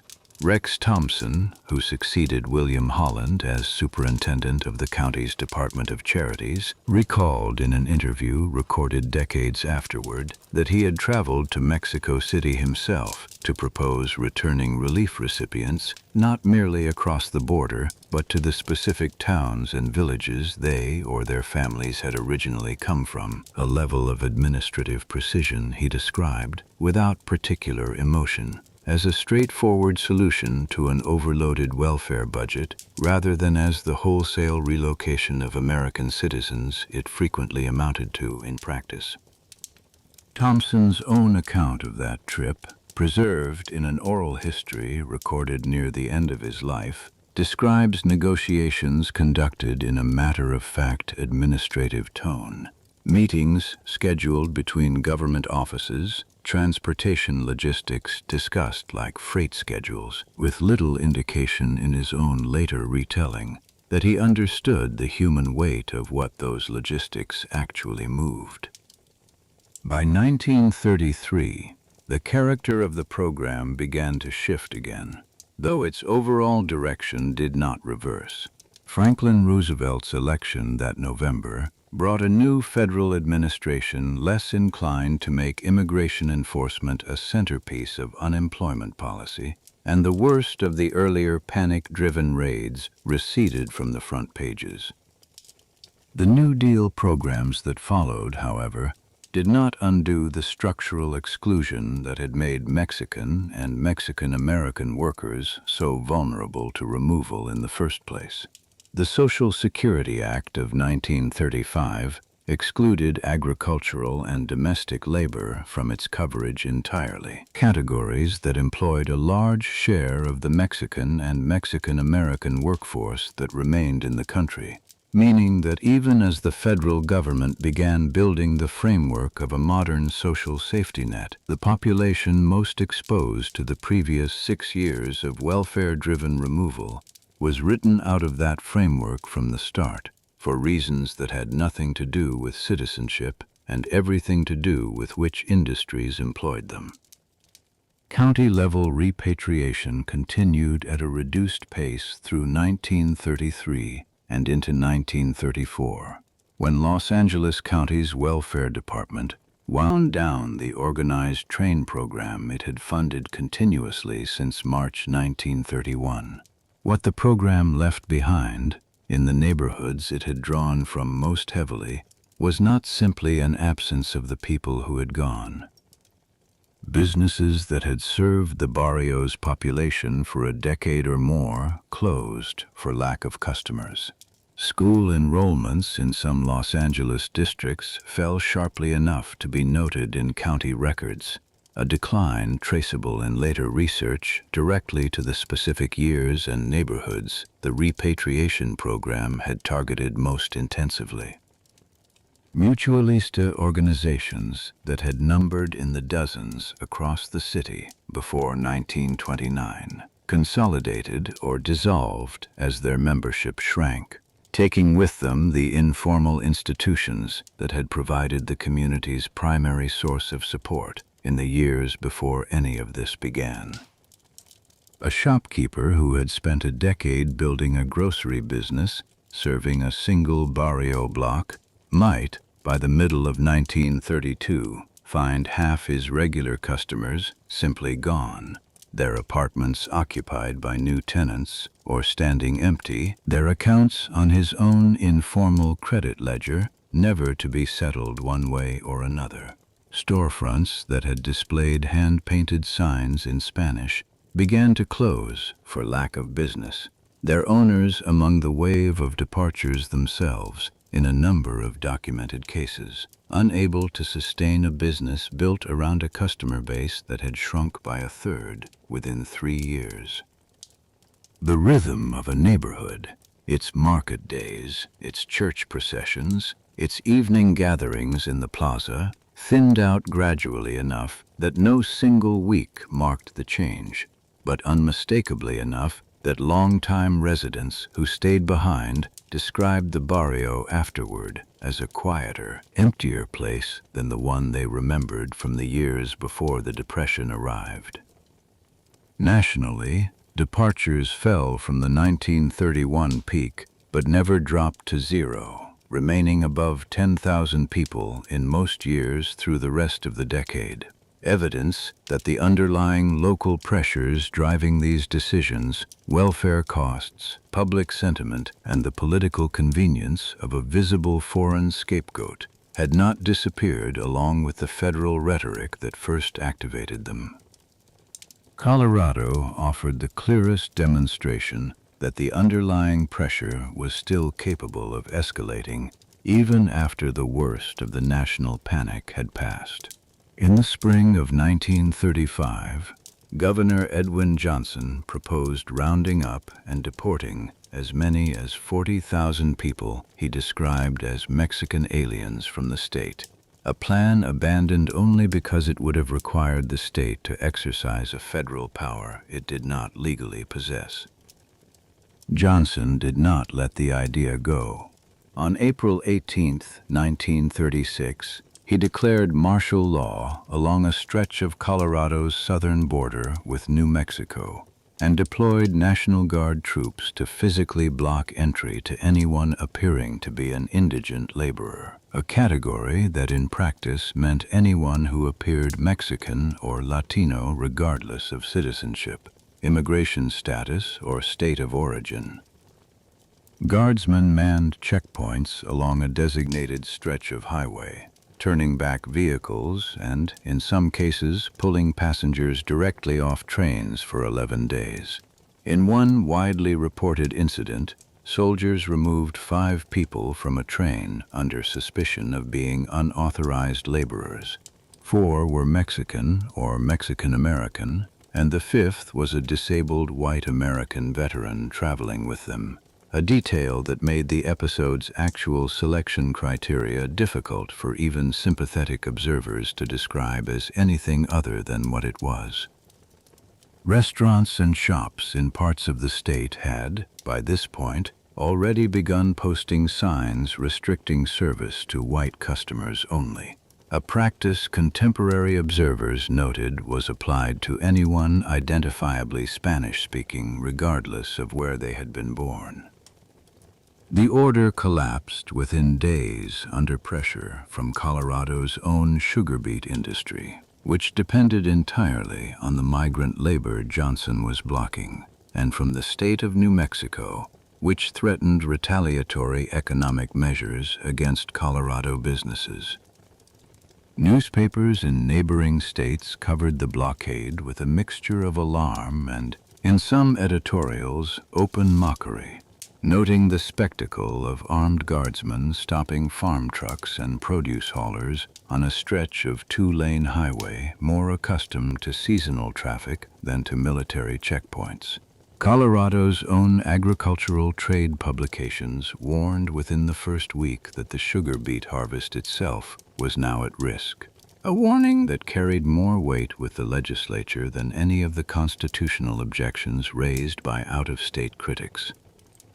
Unemployed Coloradans, offered the newly vacant agricultural jobs the blockade was meant to protect, largely declined to take them, leaving fields undermanned at exactly the moment the labor shortage Johnson claimed to be preventing began to materialize as a real one.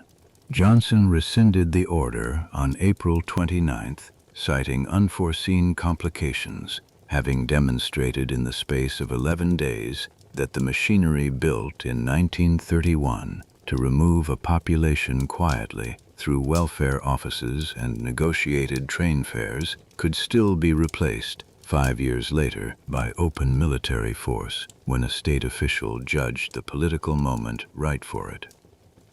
Texas, which had absorbed more repatriates through the early 1930s than any other state without ever building a formal welfare-driven program to match California's, saw its own second wave of departures at the end of the decade, concentrated in 1939 and 1940, driven less by any single dramatic event than by the same combination of factors that had shaped the state's experience from the beginning.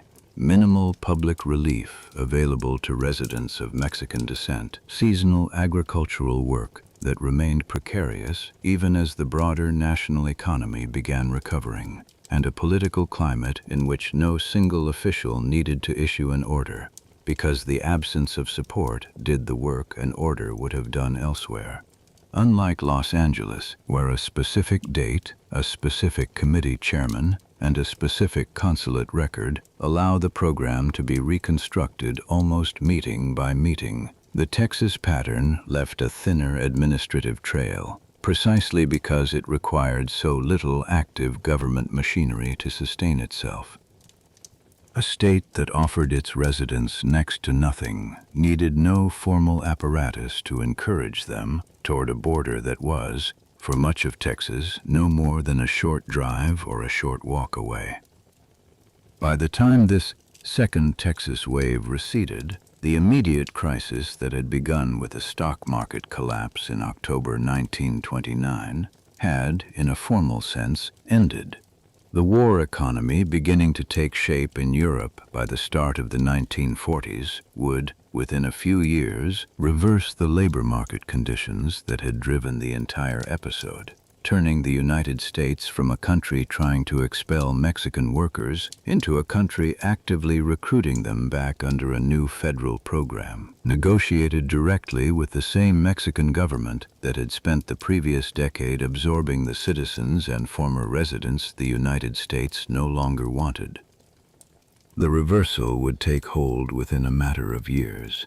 What remained unresolved, as it began, was a different question entirely, one that neither the Wickersham Commission's report, nor Rex Thompson's budget arithmetic, nor Charles Vizill's press releases had ever seriously attempted to answer. Why a country with no war of its own, no famine, and no natural catastrophe had spent a decade removing a portion of its own citizenry through a process that operated almost entirely outside the courts built to authorize exactly that kind of removal, and whether the justification offered for it at the time, that fewer immigrant workers meant more jobs for everyone else, had actually been true. The population selected for removal also had almost no capacity to resist through the ordinary channels a democracy makes available to a group facing discriminatory treatment.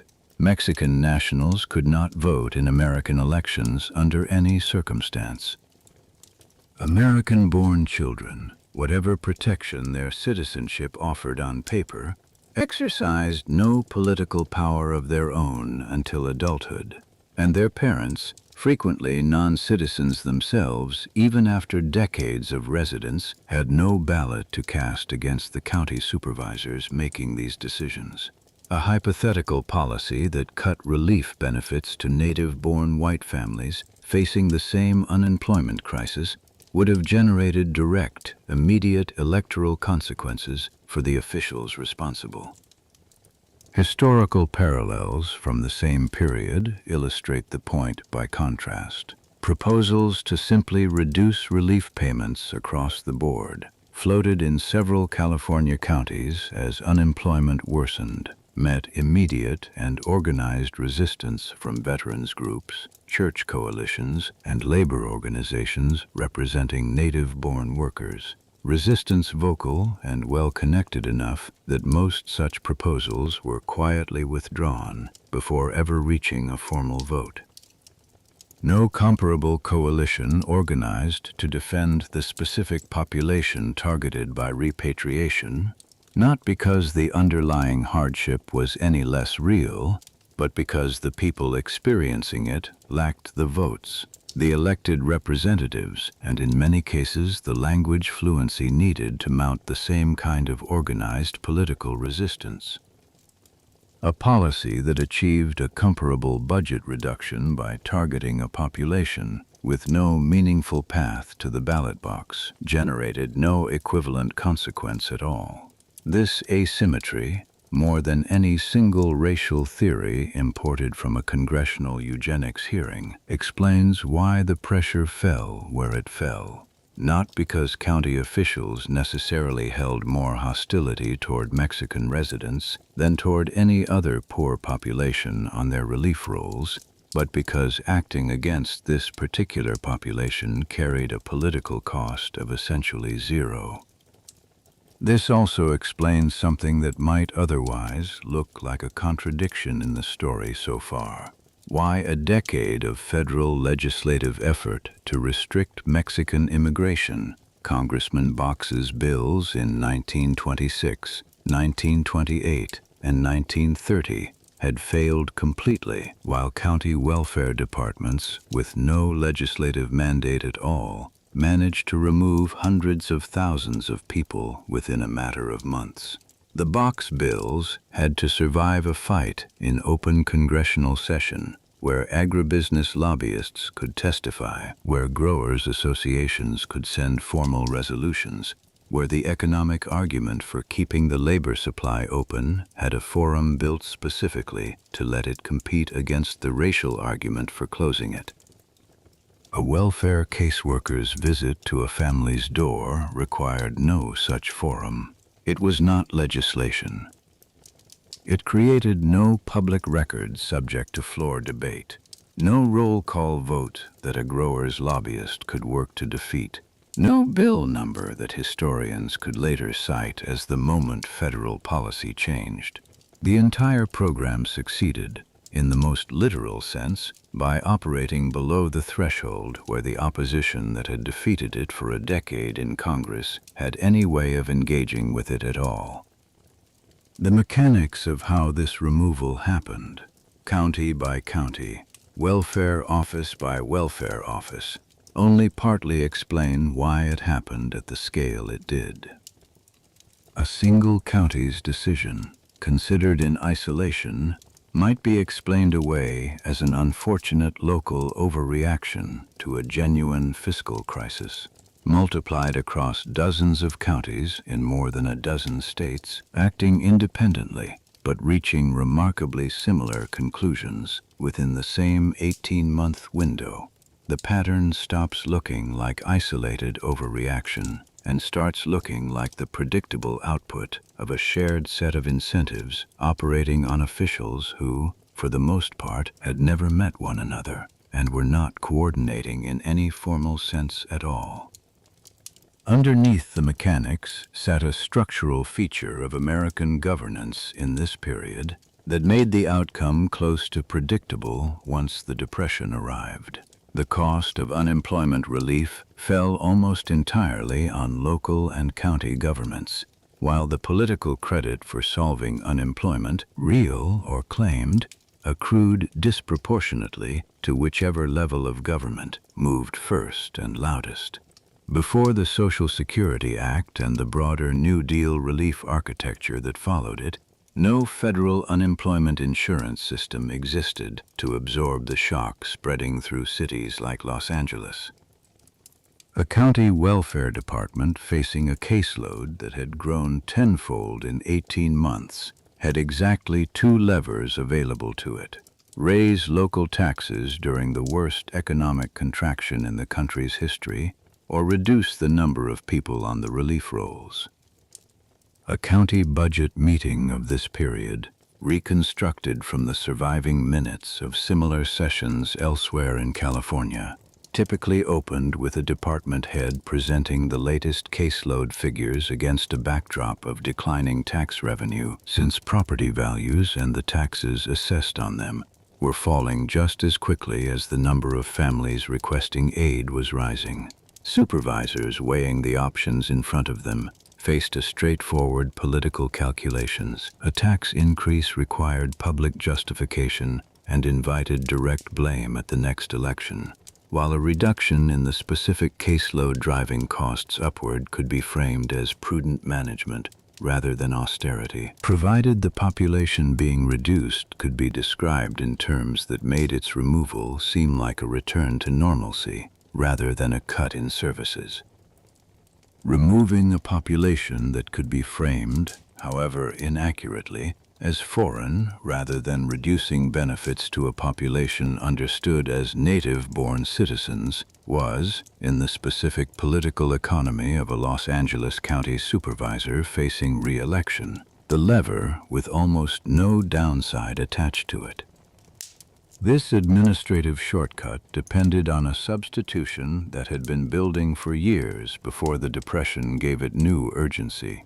The use of ethnicity as a proxy for legal status, allowing an official to act on a visual or linguistic impression rather than on any actual determination of citizenship or immigration standing.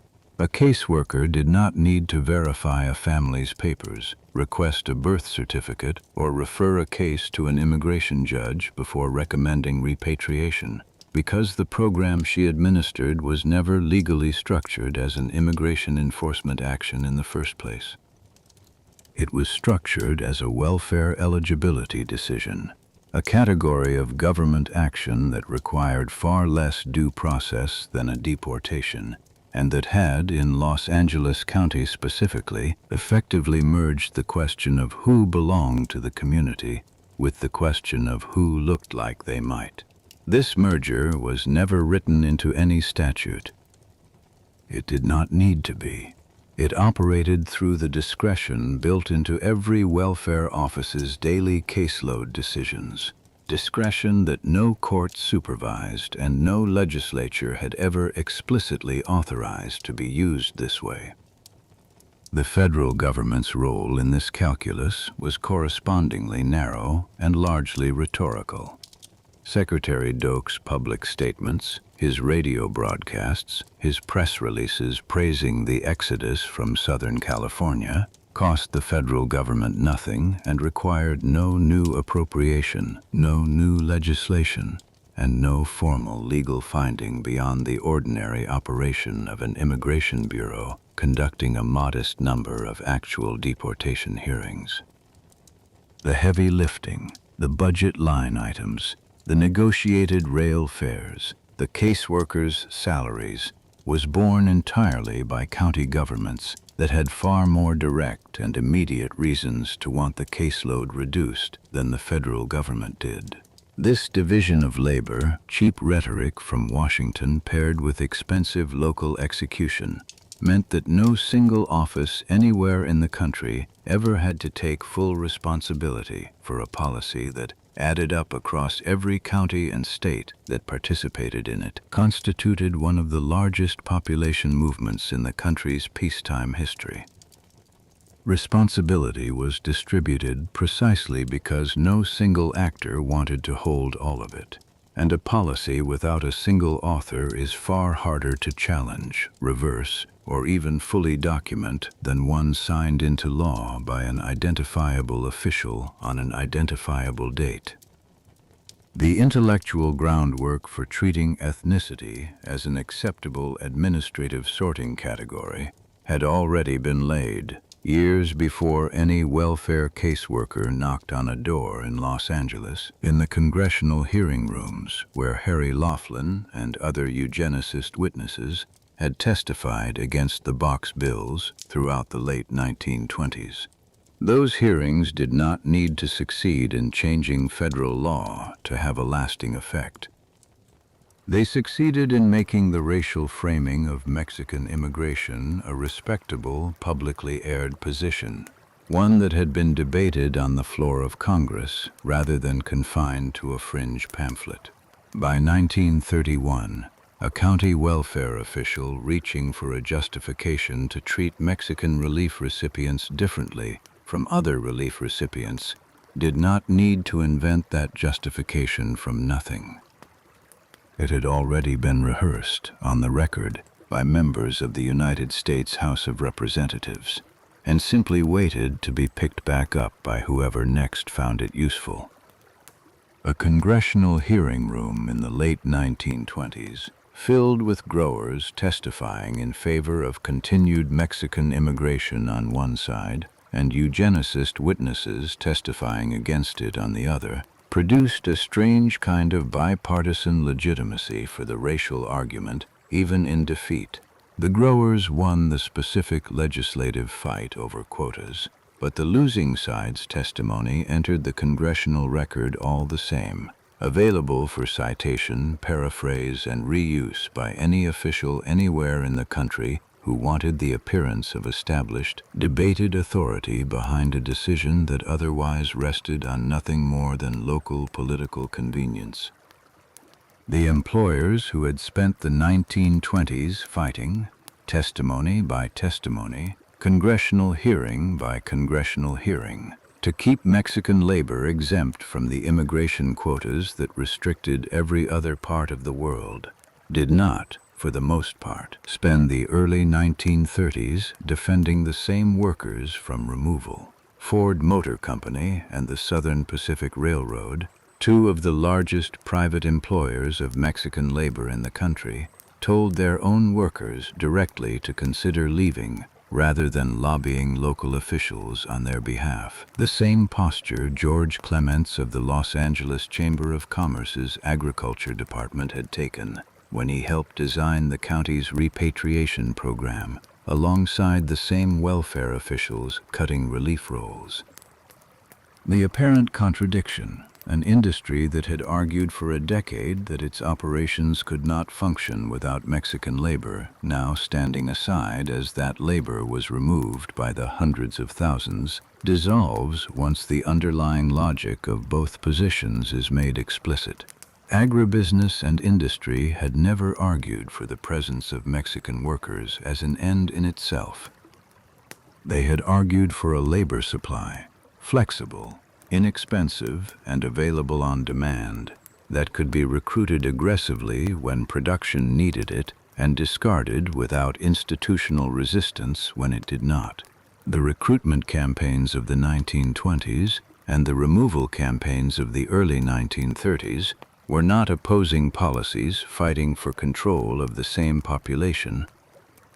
They were the same policy, applied at two different points in a single economic cycle, and the population subjected to it was never treated, by the employers who had once lobbied hardest for its arrival, as anything more than an input to be adjusted according to demand.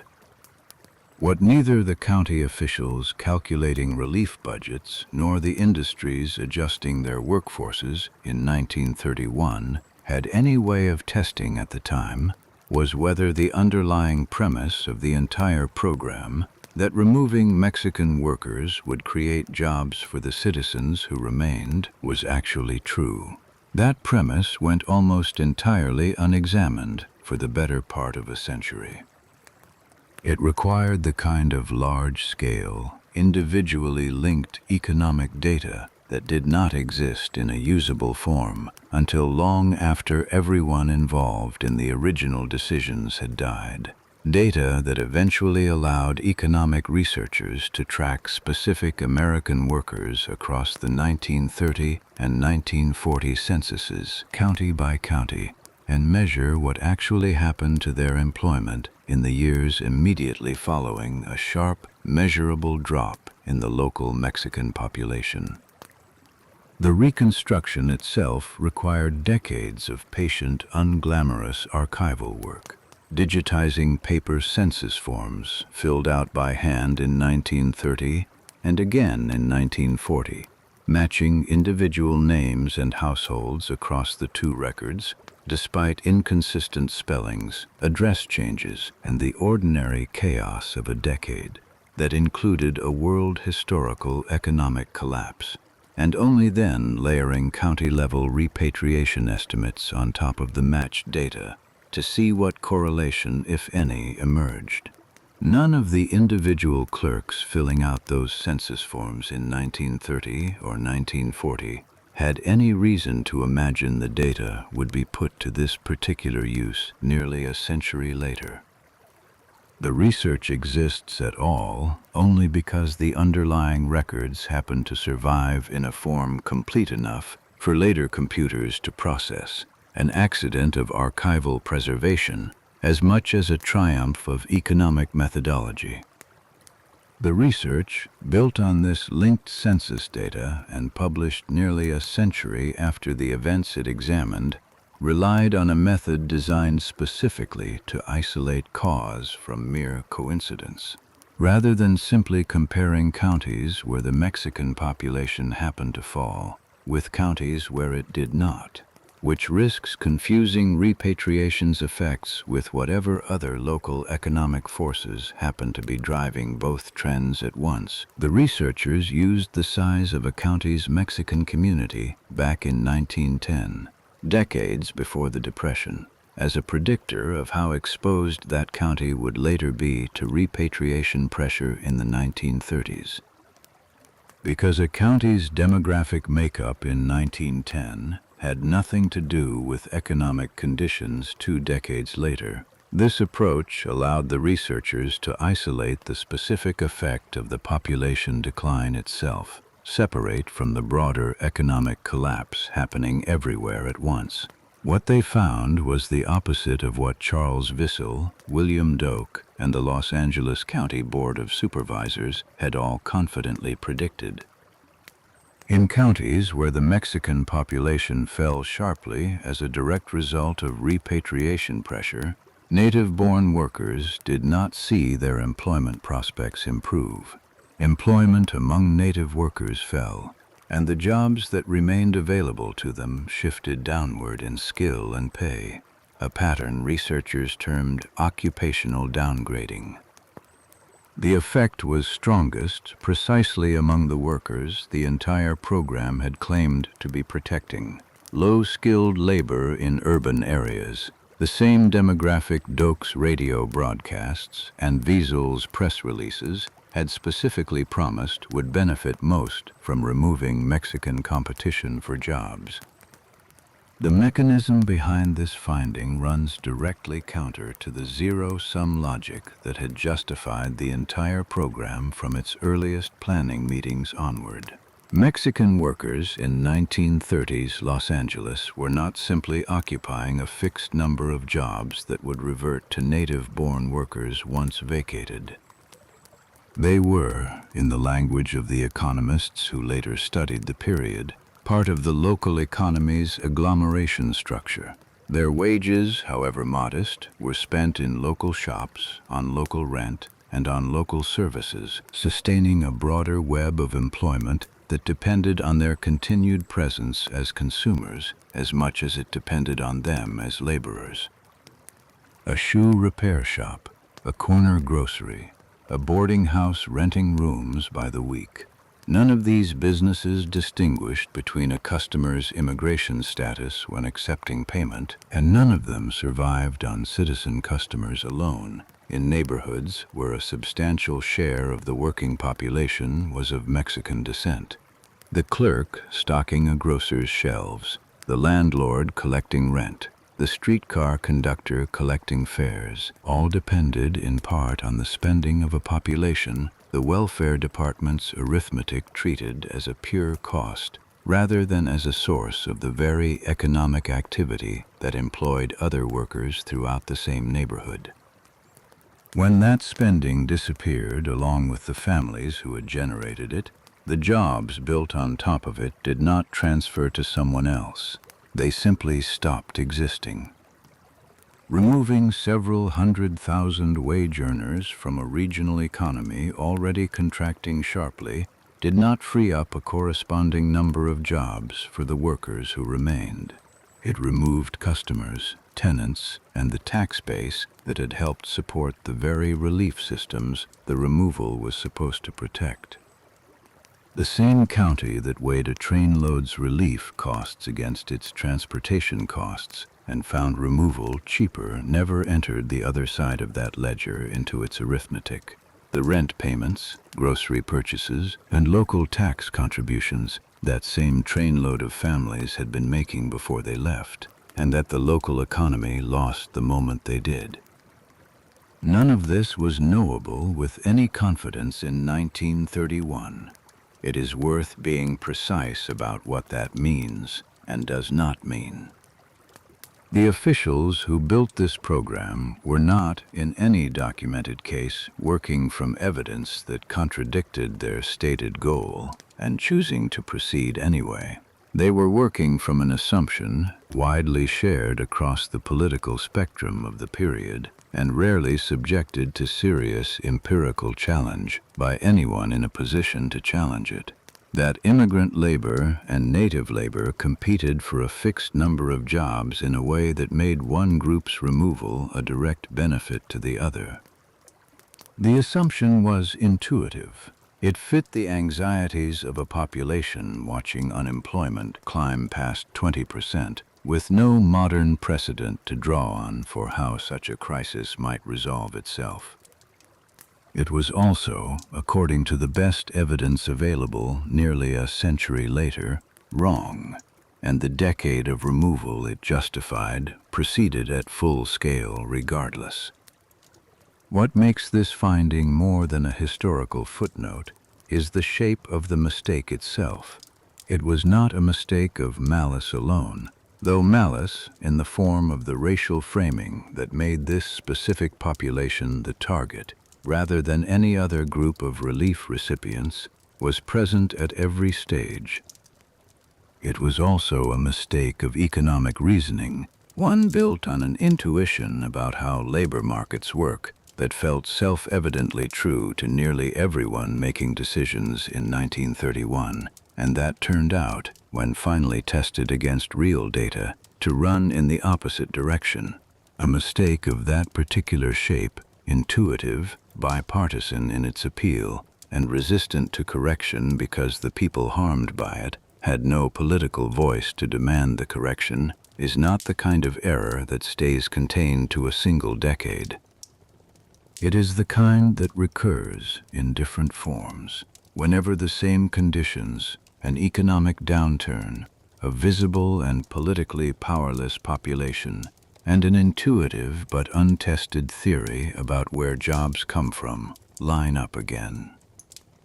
A county supervisor in 1931 and a national policymaker in any later decade facing a comparable downturn share the same practical incentive structure regardless of the specific population involved or the specific decade in question. The population blamed for scarce jobs is rarely the population with the political standing to demand its removal be justified with evidence first.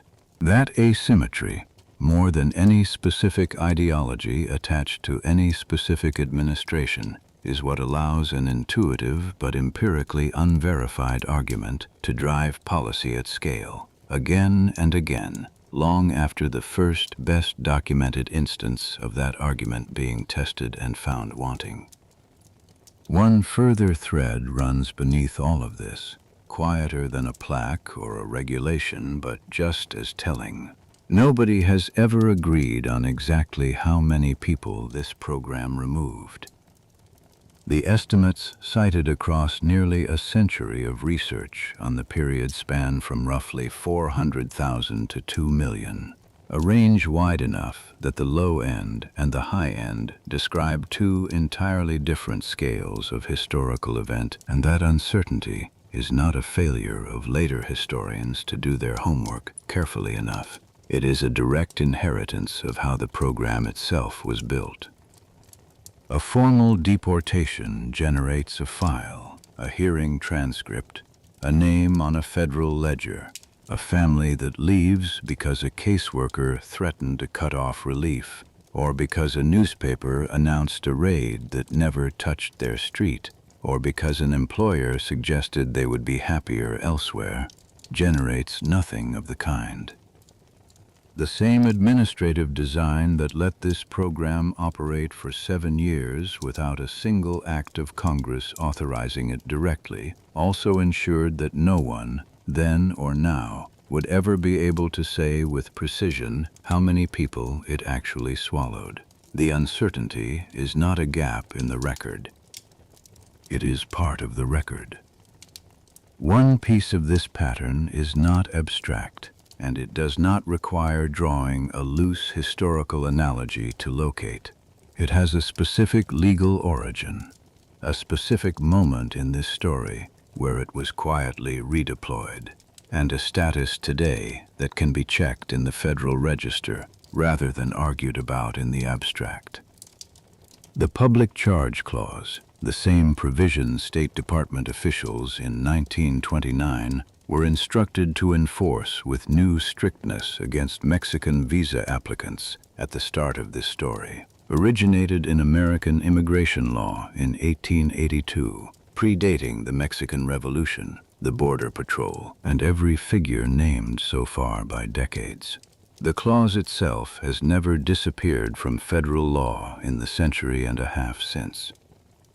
It was reinforced by Congress in 1996, formalized into a specific regulatory framework by the Clinton administration's guidance the following decade, revised more expansively during the first Trump administration in 2019, rolled back to a narrower cash assistance standard under the Biden administration in 2022, and is now, as of this recording, the subject of a new proposed rule published by the Department of Homeland Security in November 2025 that would once again expand the range of factors, health, age, family size, and past benefit use, an officer could weigh in denying someone a green card on public charge grounds. That proposal remains under review, not yet in effect. Immigration attorneys and advocacy organizations tracking the proposal through the winter of 2025 and into 2026 have described the uncertainty it has already created among applicants who used public benefits lawfully under the older, narrower rule, and now cannot be certain whether that same lawful use will be held against them if the broader standard takes effect. That uncertainty, whatever its outcome, mirrors a dynamic present at every stage of this account, a legal standard vague or flexible enough to be applied differently, depending on who is doing the applying, and a population left to guess, in the meantime, which version of the rule will ultimately govern their case.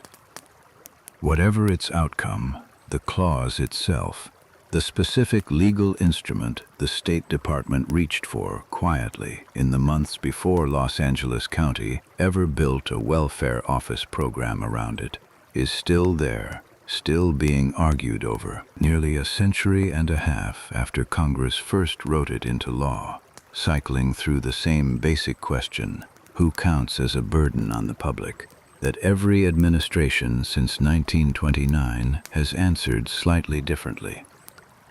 California's own reckoning with this history came slowly, and only after decades in which the events of 1929 through the early 1940s went almost entirely unacknowledged by any level of government. In February 2005, State Senator Joseph Dunn introduced a bill in the California legislature after reading a history of the period and concluding that no formal acknowledgement of what county and state authorities had done had ever been issued.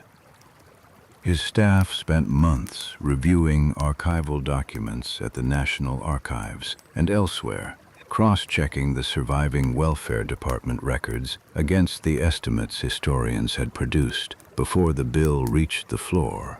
It passed the Assembly and the Senate that September with almost no recorded opposition, and Governor Arnold Schwarzenegger signed it into law on October 7, 2005, under the formal title of the Apology Act for the 1930s Mexican Repatriation Program, effective the 1st of January the following year.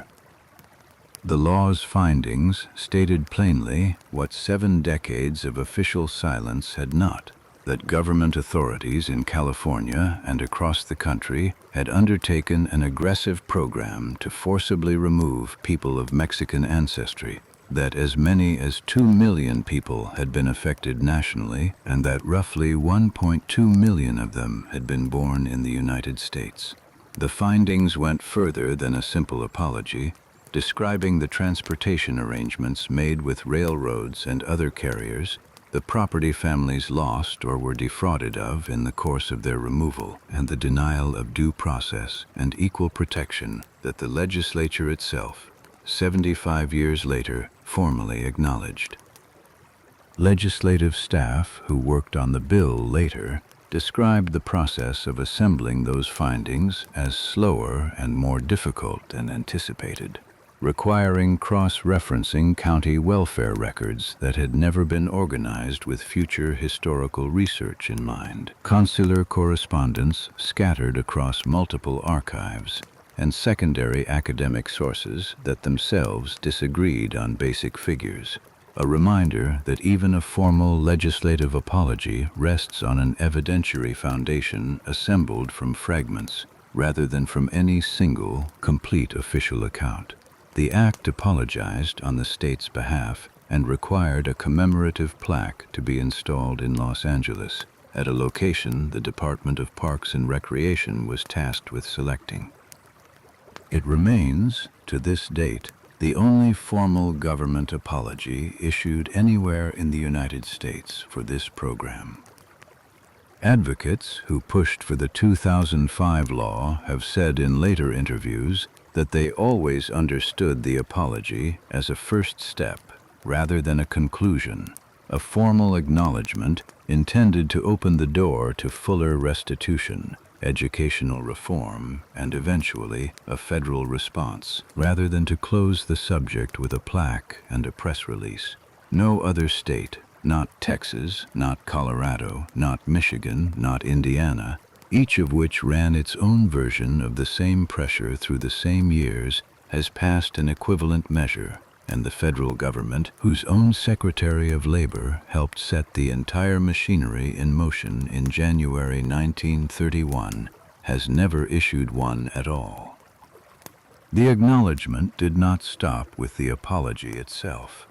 In 2015, the California legislature passed a separate law directing the state's Department of Education to update its K-12 curriculum framework to include instruction on the unconstitutional deportation of American citizens and legal residents during this period, and explicit legislative response to the fact that generations of students, including some of the children and grandchildren of the people actually removed, had gone through California public schools without ever encountering this history in a classroom. Emilia Castañeda, one of the children swept up in the original program, spent much of her later life advocating for exactly this change, arguing that the absence of this history from American textbooks was itself a continuation of the same erasure that had let the program operate with so little resistance in the first place.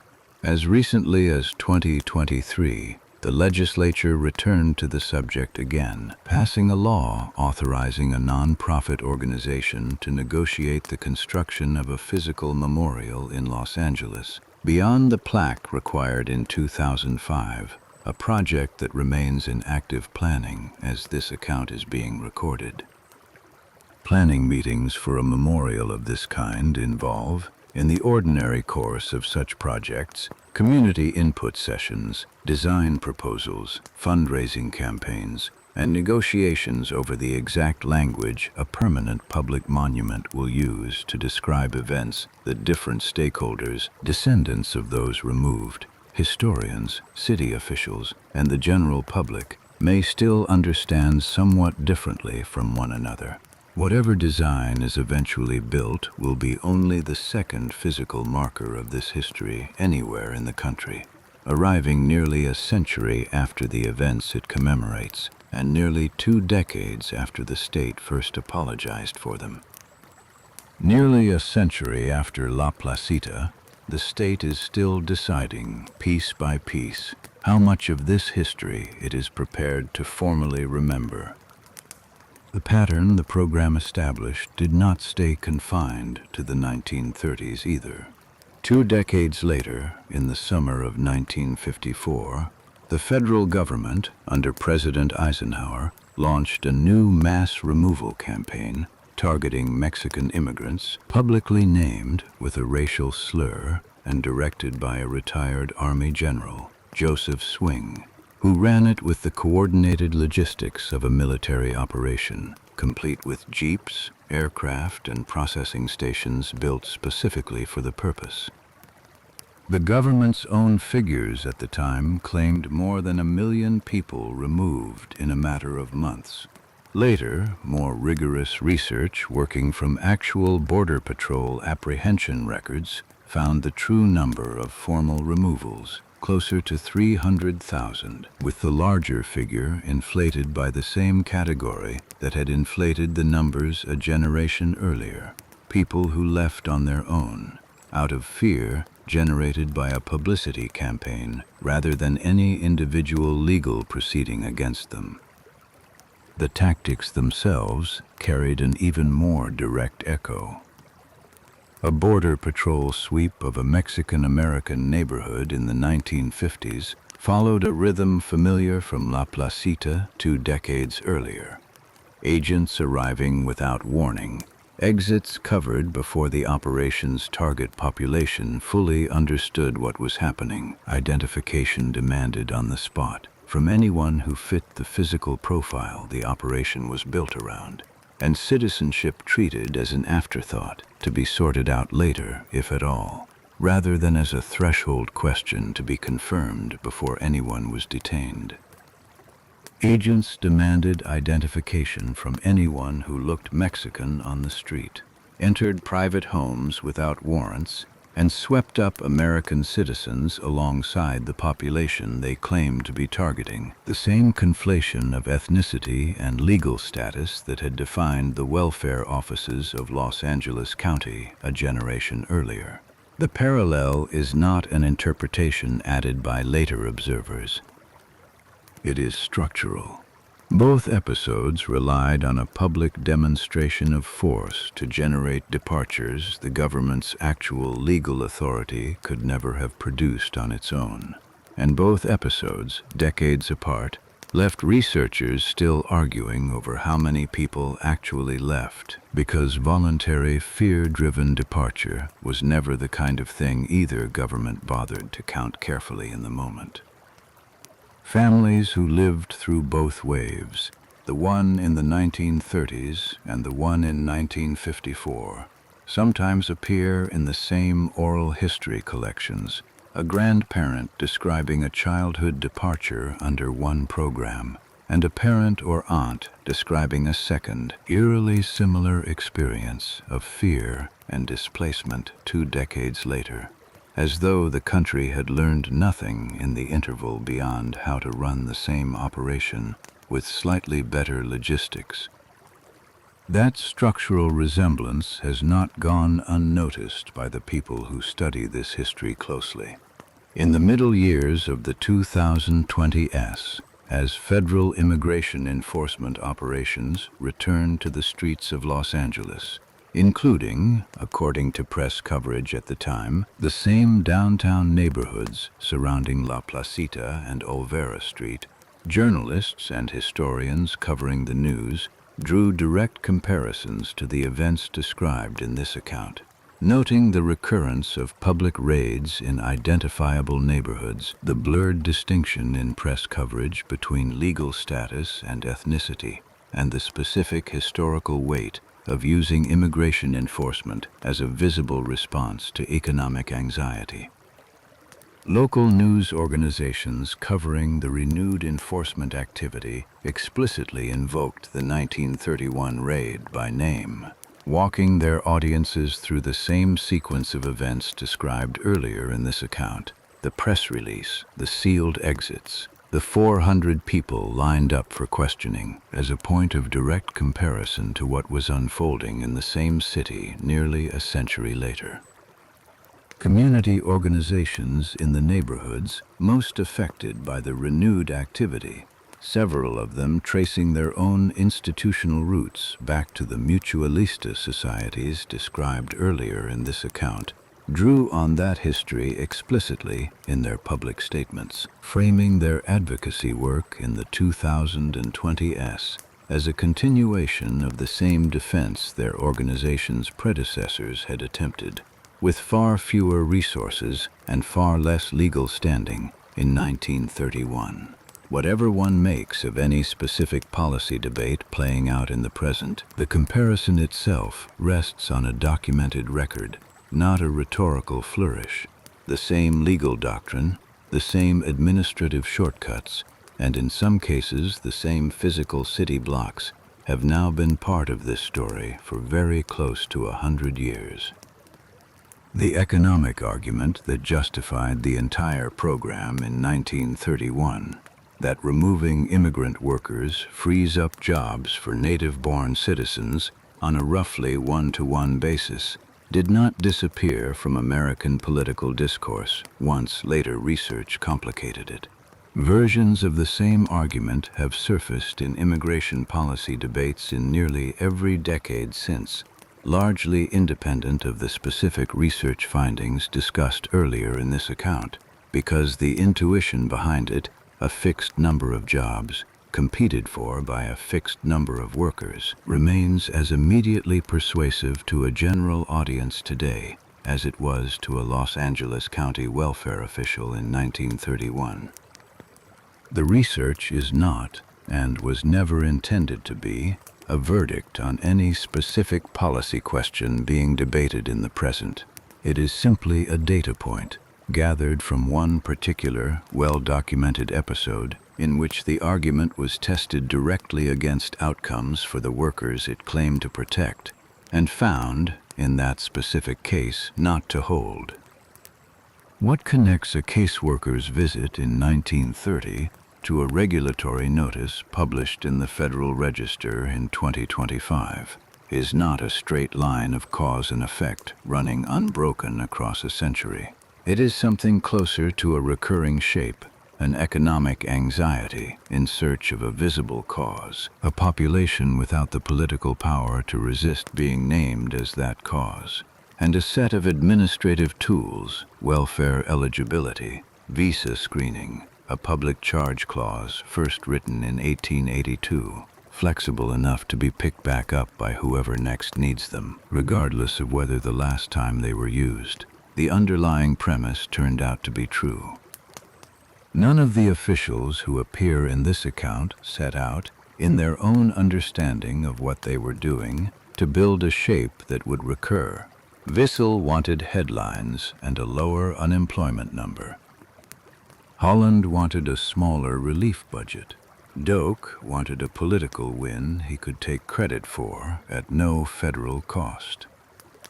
Johnson wanted votes from Coloradans anxious about their own jobs. Each of them was solving what looked, from inside his own office in his own year, like a specific, local, temporary problem. None of them appears, in the surviving record, to have understood himself as adding one more layer to a pattern that would still be operating a century later. The plaque that the state of California installed in Los Angeles does not stand at La Placita itself. The plaque itself is modest by the standards of civic memorials, a bronze rectangle mounted at roughly eye height, its text a condensed paraphrase of the legislative findings rather than the full text of the law itself, easy enough to miss for a visitor who has not come specifically looking for it. Tour groups occasionally pause in front of it, guides reading the inscription aloud before moving on to the better-known landmarks nearby. The old mission church, the historic olive trees, the shops along Alvera Street, selling goods aimed more at tourists than at the neighborhood's remaining residents. Most days, it draws no crowd at all. It stands nearby, a short walk from the plaza where the raid took place, a small bronze marker in a city of 10 million people, most of whom will never read it. The trains stopped running in 1934. The county's own budget documents, the ones that measured a family's departure in dollars against a family's continued presence in dollars, are still there in an archive for anyone who wants to check the arithmetic against what it actually bought. Somewhere in a records facility, boxes of these documents sit on steel shelving under fluorescent light, ledger pages yellowed at the edges, the handwriting of clerks long dead recording line items in a currency and a context most visitors to that archive will need explained to them. A researcher requesting one of these boxes signs a call slip, waits, and eventually receives a folder no different in appearance from 10,000 other folders in the same building, containing, if they are fortunate, the specific page where a superintendent of charities totaled the cost of a single train load against the cost of a single year of relief and reached the conclusion that shaped a family's entire future. Some of the children who left never came back at all. Some are still alive today, in their 90s, in towns in Mexico they were sent to as citizens of a country that did not want them, holding a birth certificate that says, in plain English, exactly where they were born. Los Angeles moved on. The plaza reopened. The trains ran different routes. The county built new departments, closed old ones, and filed the paperwork away. Somewhere in that filing, a name. Somewhere in that filing, a family that never came back.